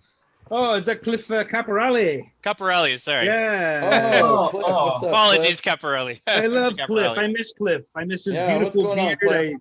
I was gonna say that. I miss his beautiful beard. I miss his beautiful eyes. Just a lovely, lovely man. Cliff's a lovely guy. Dominic says, Mark or Rudy. I'm your papa. What? I'm your papa. Yeah, that's my name, but you don't get to call me that. Dominic said what? He said Chris Angel never looks so fabulous. I think he thinks your drawing looks like Chris Angel a little bit. Chris Angel? Who's Chris Angel? Who's Chris Angel? What's the wrong with magician you? guy. Magician. The illusionist or whatever he was. I'm showing my was not born in North American colors. Oh, I never watched the show either, man. It's okay. I have no idea what you're talking about. He was like he's like a goth magician. Yeah, basically. I mean, like I magician for magician. I only remember Copperfield, and I have he's goth Copperfield. He's Gotherfield. I'll show you. Here he is.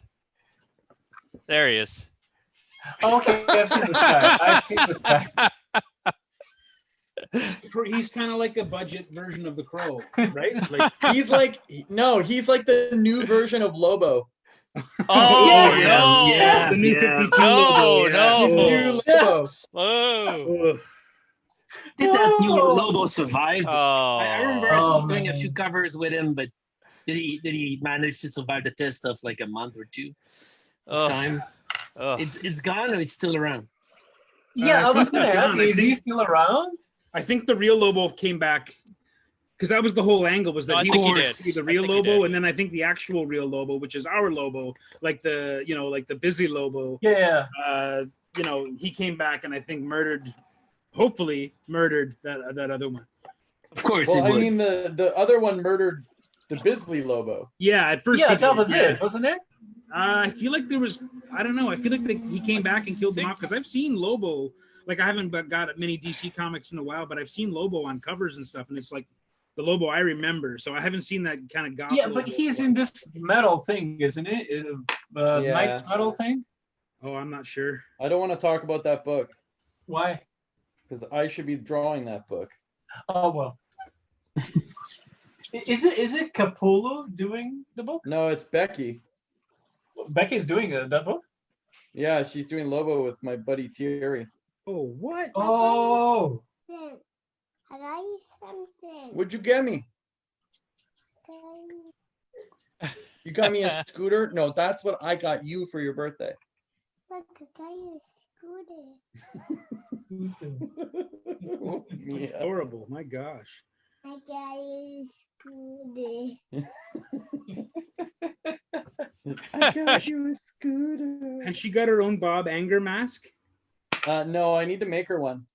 You got to understand that the Bob Anger mask took like 100 hours to make. Maybe Oh, more. I have no doubt, man. There's no, I mean, I know a guy that makes masks, and it's no joke. Like, I would love to afford his work. Like, the guy's stuff is amazing.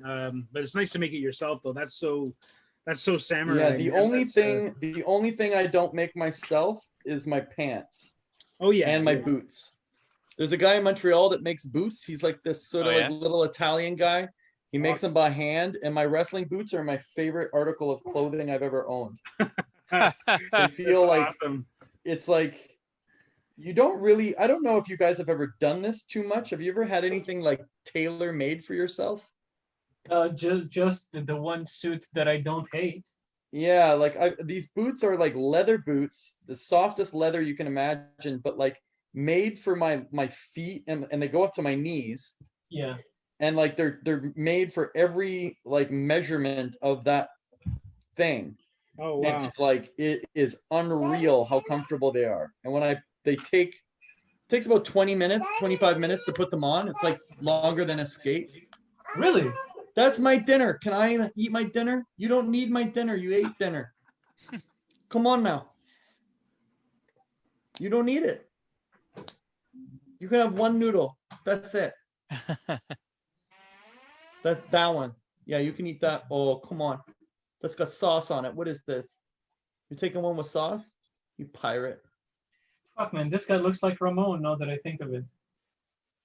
Just take one. Take one noodle. It looks like Ramon. That's so weird. Fuck. Okay, there you go. Yay! Nice. Got my noodle. Do I miss Ramon? Is this what my brain is telling me? Fuck.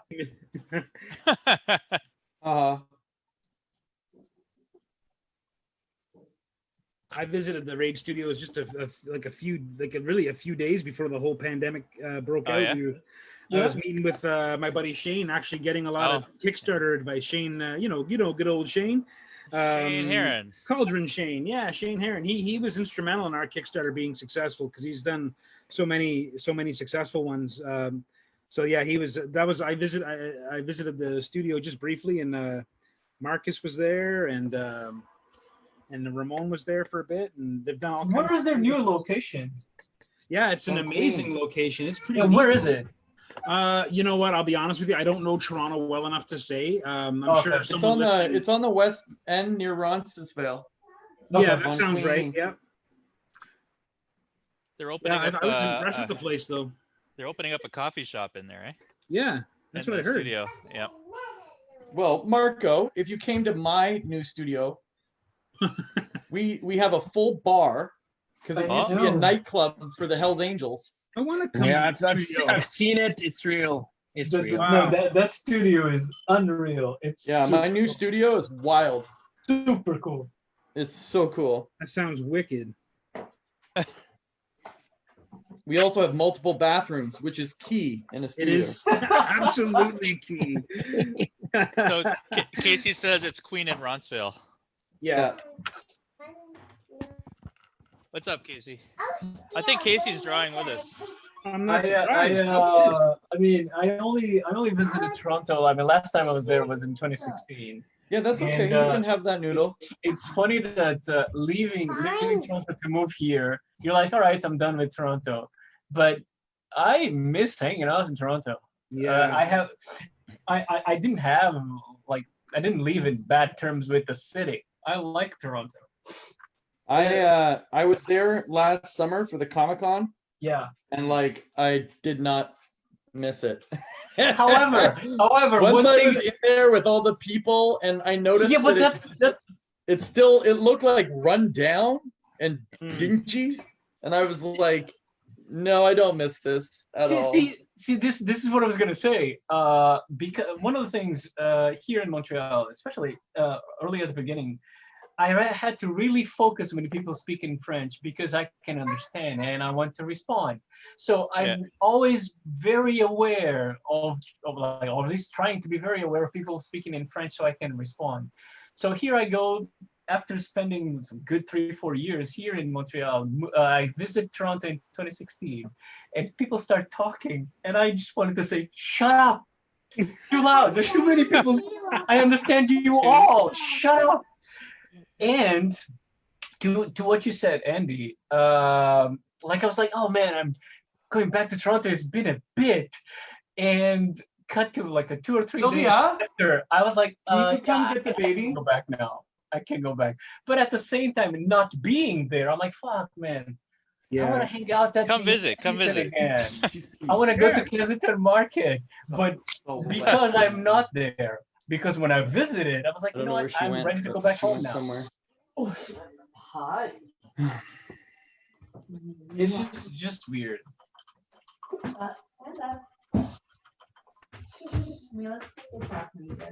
Very cool. I'm gonna see if I can talk Erica into taking a road trip out to Montreal for the day to get out, hit Schwartz, and maybe we can meet up with a pint for you. Meet up for a pint with one of you guys or a couple of you guys or something.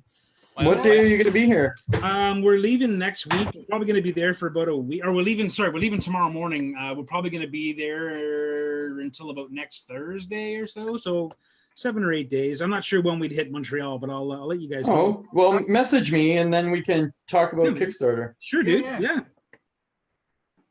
Wednesdays are bad for me because I wrestle. Okay. That's like wrestling training day. But I mean, my reflex is, because I'm thinking of the times without COVID. I was like, man, we can just go to the Saint-Sacrement and have a good time. Yeah. Oh, yeah, all right. It's hard, I know. Like, we haven't seen anyone, like, other than a few family members of mine. Like, it's tough. Like, yeah. People are putting in their orders already, Mike. They For want what? they want you to bring Schwartz? back Schwartz. Oh, yeah. And Fairmount Bagels. It will not survive the trip, I promise. So I don't want to give it away too much, but I live right beside Fairmount Bagel. Yeah. As in, like, there's a street corner there. Nice. And that's where I live. That's dangerous. My wife's in Montreal right now, actually. Oh, yeah? Yeah. I should get her to bring back some stuff. But she will. They have great pizza there too. Everything about Montreal is great, man. I miss the place so bad. It's awesome. I would say as well that once I got better at speaking French, whatever interaction that I have here in Montreal is 10 times better. Right. But are you? Will you say you're bilingual now? Not trilingual almost, because I speak Portuguese. But I can have a conversation in French until eventually I ask, comment que je dis? Insert sentence. Yeah. Because often that's how you learn. I mean, that's how you learn. Yeah. You know? That's how you learn. Often, I'm in a conversation, I get excited, and I forgot how to say this. So like, how do I say A, B, or C? Yeah. But that aside, I mean, I'm comfortable enough to have like to make puns. Oh, that's good. That's good. Yeah. I know. For me, yeah. Go ahead. For me, English came through watching TV, because my only interaction with English was the script I was getting in my early days of my career. So I couldn't ask, oh, how do you say this and that? Plus, I didn't have to talk at all. I would just read, and I'd use a dictionary to figure out what the hell I'm supposed to draw. But yeah, watching TV show subtitled in French at first, and then in English after that. That was my teacher, and that was mid-20s, I would say. Yeah. Yeah, that's what my wife said. She learned English through like daytime soaps. Oh, yeah. My girlfriend. Yeah, she watched daytime soaps and she learned English that way. Yeah, my girlfriend, she learned English by watching Buffy. Oh yeah, okay. Yeah. she learned Valley Girl. Yeah. And you speak to her. She sounds like a girl from Ontario, to be honest. Oh yeah. Yeah, she speaks English like the Toronto people. Toronto. Yeah. Toronto. But yeah, I mean, I even try. I mean, I tried to up the ante. I have not done this, but I bought a book in French, like a novel in French. I'm like, I'm gonna try to read this shit, but I stopped at Asterix. Do any of you guys know who Ben Mara is, the cartoonist? No. Ben Mara? I don't.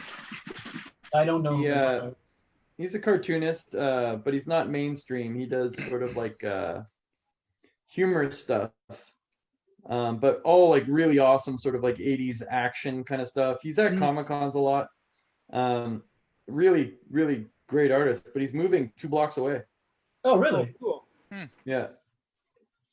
You're gonna try to draft him to the studio? Yeah. Well, it'll be a bit because they just had a baby.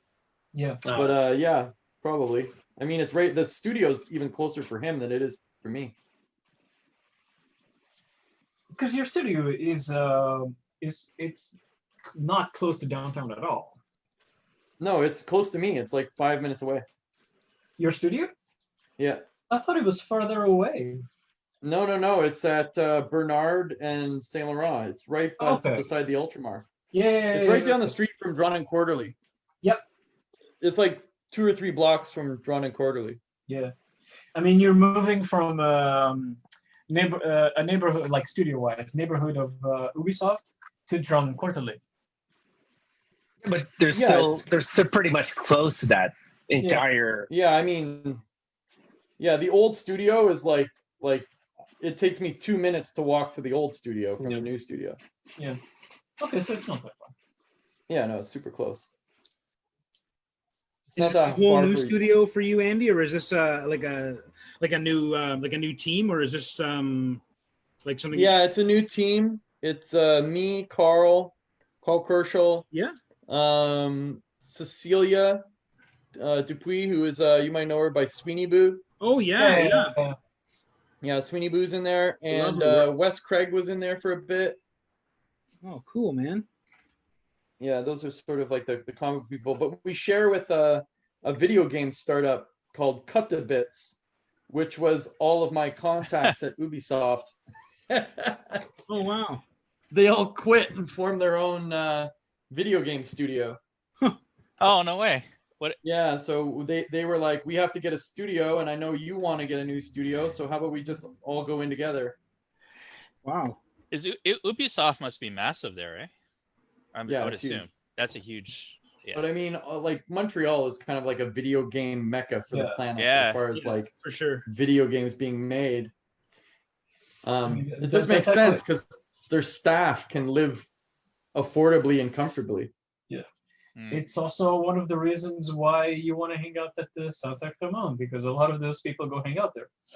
Oh yeah. Oh. Yeah. I haven't been back to Saint Sac in a while. Yeah, I mean, last time I was there, Carrie was still here. That was a bit. Marco, are you living in Plateau or Verdun right now? I'm in Verdun. Oh, you're in Verdun. Okay. Yeah. Yannick, did you finish already? Yeah, I'm done. So I've scanned the thing. Wow. And then I'm looking He at already where to scanned upload it. He's done. He's scanned. Scanned. It's shipped already. And everything. It's already on Kickstarter.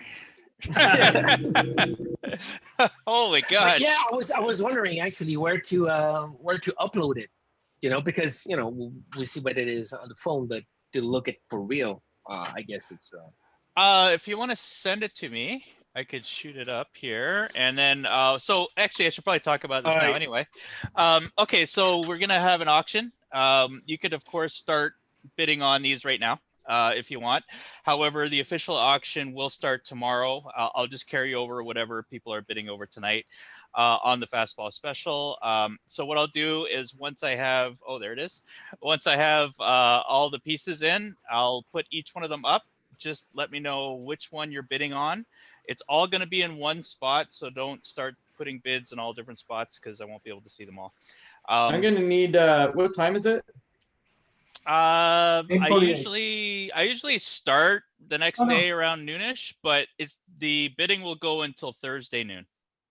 Oh, okay. Because I'm gonna need probably like another hour. Oh yeah.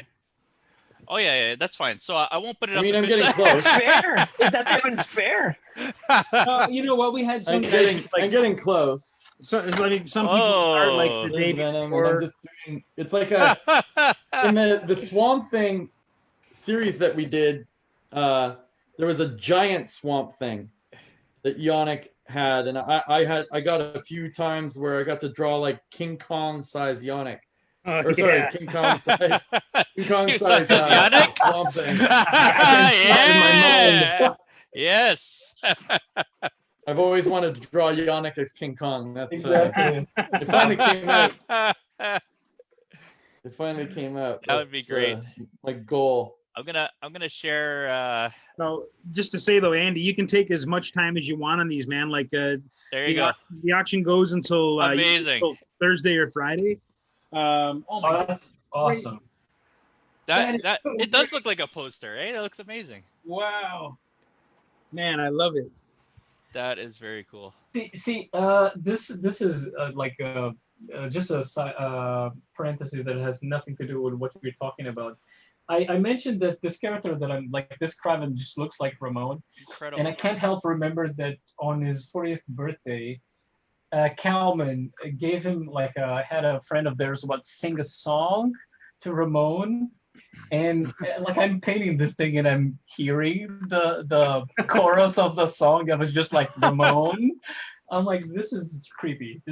Ramon is creeping into my mind. What's happening? What's going on? Is that the birthday party where I sent the video of me Yes, singing exactly from my ass? that one. Ramon, if you're listening, you should bid on that piece. Put it over your mantle. Did I ever tell you about the time that I broke into Ramon's house on one of his birthdays? And I know this. I bolted above his bed a giant 6 foot by 4 foot painting of a black couple having sex. Oh my god. Nice. It was pretty good. God. He comes home with his girlfriend and he can't take it off. Of course, I moved into his old place after he left. It was this gorgeous like 2-story loft. So I got stuck with it above my bed. That was his revenge. That was his revenge. Yeah. But I mean, when a girl comes over to my house and they see that, they just kind of go, yeah, okay. Yeah. Okay. I was expecting worse. No, they get it right away. They're like, oh yeah, of course that's there. Oh, did Yannick leave us? Not by choice. Okay. It's like, I'm done. I'm out. Yeah. I'm back. He's back. What? All these stories about Ramon, they're just frightening. Wow. Oh, there he is. Oh. I'll get there we go. There he is. Honestly, it's my first time using Zoom, so I'm learning the software. I only see Marco though. I only see Marco? you, Marco. Hi. Yeah, That's weird. that's all I see. You don't see that people. Oh wait, We all If live I in slide- Montreal. We never Oh, get I see together. it. But You can slide. You can slide and see. Yeah, I can move No. stuff around. Yeah. Okay, I see you guys. Yeah, but the thing is, Mike, the thing is, whatever. Look at this. intentions of Whoa. hanging out are- Jesus Christ, guys! Go Whoa! away. Whoa! Go away! Go away! Wait a minute. No. We have a Go contender. away. We have a contender. Go away! Go away! Go away! I'm here painting Ramon Perez as Kraven the Hunter, and you're showing Craven the that. Hunter. Go away!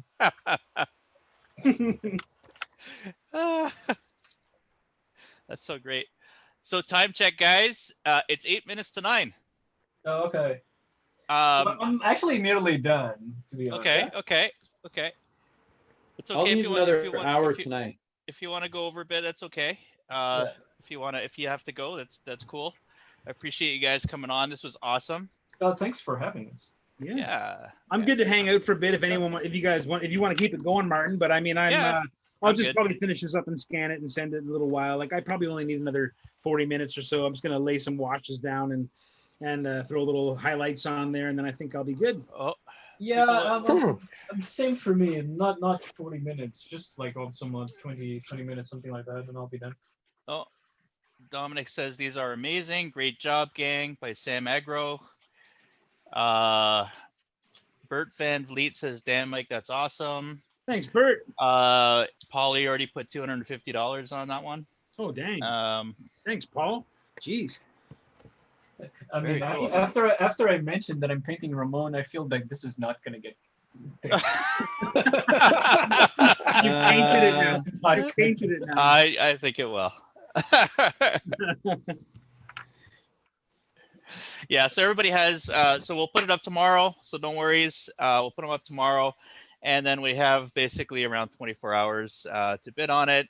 And the highest bid on Thursday, noon Eastern Standard Time, we'll ask them to do a donation to the Canadian Cancer Society, send the receipt, and we'll send out the piece. That's pretty cool. Yeah. And are you having are the winning bidders sending shipping money to the artists? Or how is that? Yeah. So the only thing, so we'll ask that if you could just cover the shipping for the piece. So we'll reach out to the artist, or if you can't reach out to the artist, I'll figure it out. Reach out to me and we'll figure it out. Sure. That's a good call, Mike. Well, you know what? It's I've been paying. I don't mind paying the shipping because I just feel like it's an extension of the charity. But it's been a few for you, reality is, this is my 8th show, and it adds up. Like I think I'm up to around like almost $400 in shipping fees. Yeah, so, man, it adds up. We actually changed the last one. You were on the last one, so but we changed it. Yeah. We changed it up. So actually, one time we did it, and I'm down for doing it again if you guys want. But we did one for a Kickstarter.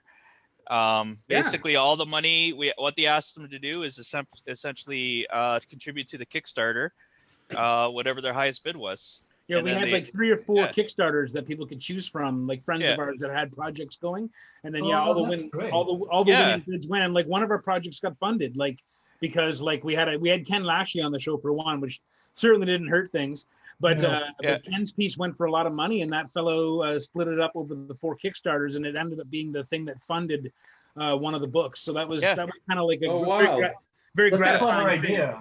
Yeah. So maybe we can all come on again sometime when we all have Kickstarters going in October. October is hot. If you guys they're all around the same time. If you guys are down, we'll doesn't leave me that much time to come up with a Kickstarter myself. Now the pressure's on. Yanick, hey! Before we go, Yanick, what are you up to, man? Yeah. I mean, Wonder Woman's going to be finished soon. Are you just going to keep working for DC, or what are you doing? Well, it's things are about to change. I need to keep it vague. Tell me about it. Right. I need to keep it vague. But I still love DC. I might still be involved in some things with them. But I'm looking at other places also. So that's as vague as I can get on that. But yeah, maybe eventually I'll venture into the create your own craziness, but that's later. Do you have something that you've been sort of cooking over the years, or? Yeah, I got a few things. A few things. I reactivated one recently, but it's we'll see. Okay. But yeah, it's not. Cagey. It's not ready for October like you guys. So for sure.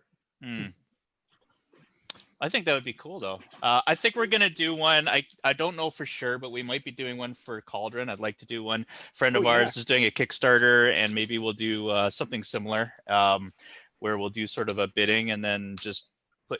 It's great for the people that win too, because they basically get all the Kickstarter goodies, and also the art. So it's pretty awesome. Because they can drop like if the piece ends up going for a few $100 and then they throw that all at Kickstarter, that usually buys you quite a bit in an indie creator's Kickstarter, right? So that's kind of I think that's a good idea because I was talking to Jim Rugg and he's like, the more stuff you can do like that, the better. Yeah. He said he was struggling to come up with stuff. Yeah. Guys, I'm happy to help if you guys want to do this. I think again. October. I'm down with that. All right. After Marco goes, would be great.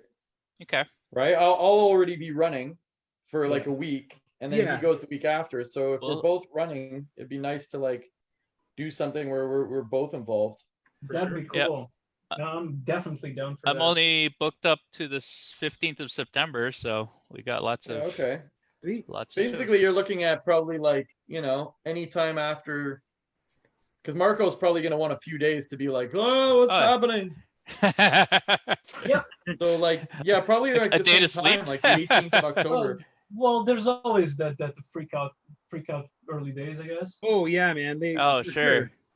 It's super. It can be stressful, man. Like especially when, like in the case of my first Kickstarter, where like, you know, we had a great first day, but it was nowhere near what we needed, and I think we were on day 15 or 20 of the Kickstarter before we actually reached 10% of what we asked for. So it was really like it was really tough. Whereas the second time, and this I was going to say too, like during these pandemics, like, you know, we don't have shows anymore. We don't have a lot of the opportunities to connect with our fans like we used to. Even comic shop signings aren't really viable right now, you know, in every sense of the word. But it's right. We thought maybe it would be the worst time to have a Kickstarter. It was either going to be the worst time or the best time. And in our case, we funded our book in less than 12 hours, and it just out of great. It was great. I had the feeling that people. Check this out. Before COVID, I never really do superheroes. I never really do superhero books. So I only got about 5 commissions a year my entire career. Since COVID started, I've had 42. Wow. Yeah. 42. I did over the summer. I usually never do commission and ship them. I don't know. It's too much going to the post office, sending stuff. I mean, I have so much work anyway, so I don't do it. But this year, because there is no convention and anything, I did something called Pocket Con, Yanick Con, something like that, and where I just opened the door to people to get on the list, and I'll do them as summer goes through.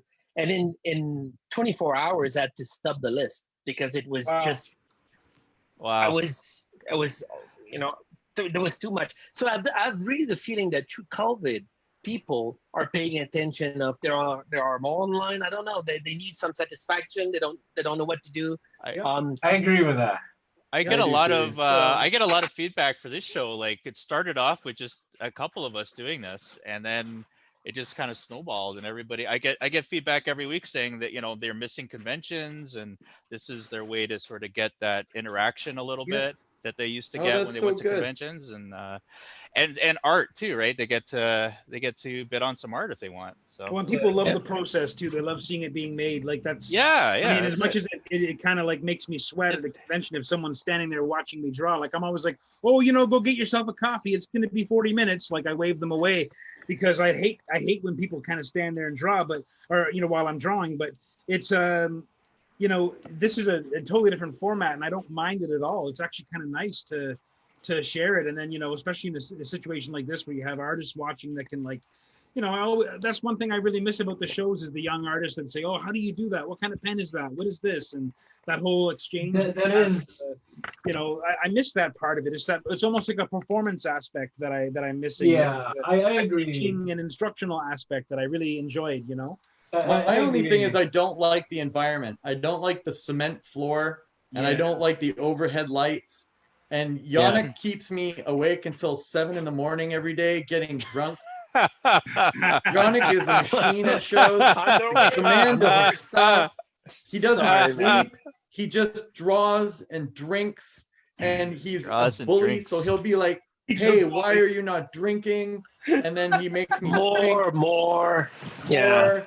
And then man. At like 2 a.m, he's like, "No more beer, you coward. Now we just drink pure whiskey." You coward. And hence was if he happened to escape in his room, I'm just gonna bind that door all the way. That's your origin story, eh? How you turned evil. These are facts. I can confirm this. I think it happened at Paquette Con. You're out? I need to go eat something. Okay, and for sure. Rejoin with my family. But it's been fun. I'll let you know what to do next. Oh yeah. So Yeah, well, definitely. I appreciate you being on this. It was great, man. Yeah, it was so really awesome love it. to have you, man. It was nice And hanging out even for a bit, man. we'll keep in touch, and we'll see how it goes. Again, official bids starting tomorrow. So. all right, I'll link and promote the entire thing. Okay, so I'll let you guys know when it goes up, and I'll just send you the link of exactly where it is. All right. All right. You guys Awesome. take care. Keep Have being a good one, man. awesome. Cheers, Yannick. care. The All right. Bye, emasculator. buddy. I'll see you. Emasculator. Hey guys. Cheers, man. Take care, man. That was awesome.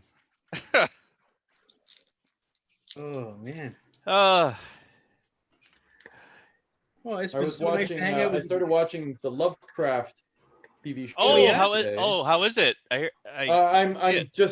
I'm like 20 minutes in, Oh, okay. but I'm really excited because I've read every Lovecraft book. Nice. So I think that's why I yeah. started drawing this big Swamp Thing monster, because I was like, oh, this Lovecraft thing is amazing. Oh yeah. I just started re-going through the entire listening to it, right? I do the audiobooks. Yeah. But the Lovecraft Society went back and recorded basically his whole library into one long cool. section. So that's awesome. I picked it up late, like it's like hours and hours and hours of these a lot of stories I never heard before, like short stories that are very cool. Very, I got very hooked on a podcast called The Podcraft, okay. and they basically review each one of his books. Oh wow. But like you'll start the thing, you'll be like, oh crap, now I got to read the book because I don't want the book ruined. So I would have to go and either audio book or read the books. Yeah. I'd read most of them already. Yeah.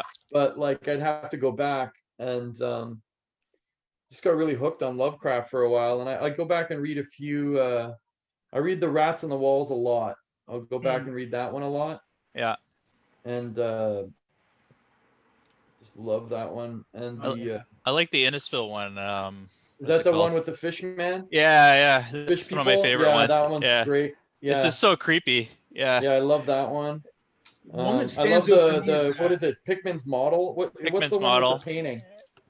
That's Oh Pickman's yeah, model? where he goes through it. Yeah, and he sees yeah, there's paintings of demons and stuff. It's amazing. Yeah. I love that. What was the one that had that creature, the brown Jenkin, that weird little rat guy with like the human face? It was like a really messed up short story. Yeah. I don't know why, but that one always stuck out in my head as like just, I don't know. Super creepy. There's a lot of great stuff in there. Guys. Anyway, I'm gonna have to go. I gotta put my daughter to bed. But like, all right, let's check it out tonight. Oh, one sec. Let's check it out. Oh, crazy! Oh, that's nuts. Come on. Yeah, That's when I'm pretty done, cool. it's Wow. fucking baller. Yeah. Beautiful. And I'm back to using the good old Pentel. That's what I'm using. I've been digital for a year. So good, man. Loving this Pentel. here. Well, I'm done with Ramon. I'll get this one over as, with. Craven. Hey, Mr. Fudd. Make it big. Make with it Swamp Thing. Oh, okay, hold on. We need a like a Elmer Fudd. We gotta have this. Can There you go. I was like literally like Elmer Fudd. Elmer Fudd, man. It was either going to be Elmer Fudd or Dog the Bounty Hunter. Couldn't decide. Didn't DC had a like a Justice League with the Looney Tunes thing? With, yes, and it was Elmer great. is with Batman. Yeah, that was like recently. Lee Weeks drew it, and it was fantastic. It was really great. Yep. I mean, what is it that Lee Weeks does that is not fantastic? Oh, I know. Everything that guy draws is crazy. It's so good. Wasn't it? Who did it? It wasn't Fabic. No. Okay. Which one? Yeah, I was trying to remember who did the Elmer Fudd one. It was Lee Weeks. Was it Lee Weeks? It was Lee Weeks. Yeah, it was Lee Weeks. Okay. He's so good. I didn't realize that Lee Weeks had done all those awesome New Universe comics in the 80s, which I loved, like DP. Which one of them? He did Justice, quite a few issues of Justice, and he did a lot of the covers. My friend Josh would know better than I would. He's like I had a few of them back in the day. Yeah, I didn't realize he had done so much work, and I actually have this really cool one. It was a large format, like the Savage sort of Conan format magazine. It was called had a Joe Jusko cover. It's called Destroyer, and it was not the Destroyer character. I don't think from Marvel, like the Fury, like the Howling Commandos kind of era character. He's like from novels, and he's like some guy. He used to be a cop, and he's got like a new body. He's like had all this plastic surgery, and he's like been imbued with this crazy like Shiva death and destruction god force. And it was like drawn by Lee Weeks, the whole thing, but it was in this large black and white with ink and wash Savage sort of Conan format, and I got to pull it out. It's so good. I had no idea he drew all that stuff too, and it was just amazing. He must have been quite young, but it was just really, really good stuff. Guy's a genius. Yes, he is. All right, guys, I gotta go. All right, man. Good to see you, you, man. Thanks again. I mean, on that end, I as I said, I finished Ramon as Carmen the Hunter. I'm just letting it dry. I think it's almost dry enough so I can scan it. But October though, man. If you guys let's do October. Review of it. Let's do it. Oh, October. That looks great, dude. That is cool. Sweet. Looks So, great, dude. I even did the Ramon brow, so he should be proud. That looks really cool. All right, dudes. All right, guys. I'll catch you later. So Martin, I'm gonna scan Mike, this give me a shout if you want to hang out. Will do, man. Absolutely. Yeah.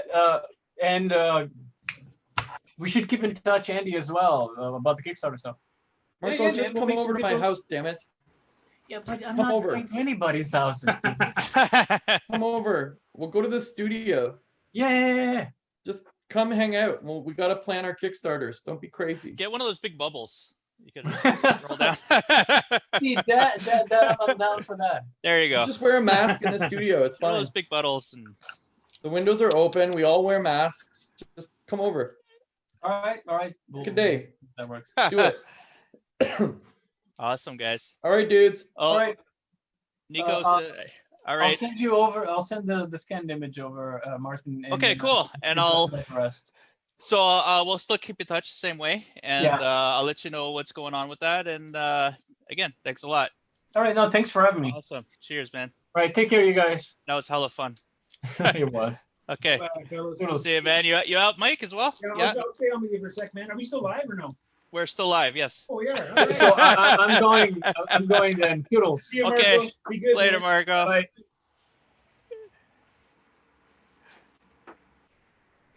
Cool, man. We're still live, eh? We're still live a little bit. Oh, look at that. Hold on. No one wants to see me. We'll put that on. What are we doing here? I think this has probably already been done in comics, Black Adam versus... Oh, that's amazing, dude. I love the lightning. I had this idea to draw a Swamp Thing with a giant hole in them somehow, and I actually was going to have Elmer Fudd visible through the hole. That was my idea, but I'm sure someone's already done that before. But anyway, that was a super amount of fun, and I was so happy to have those guys on. I've never drawn Swamp Thing professionally. They all have. So I had to sneak Swamp Thing in there. Well, so did I. I was like, I'm drawing Swamp Thing with these guys. I don't care. Thanks to everyone.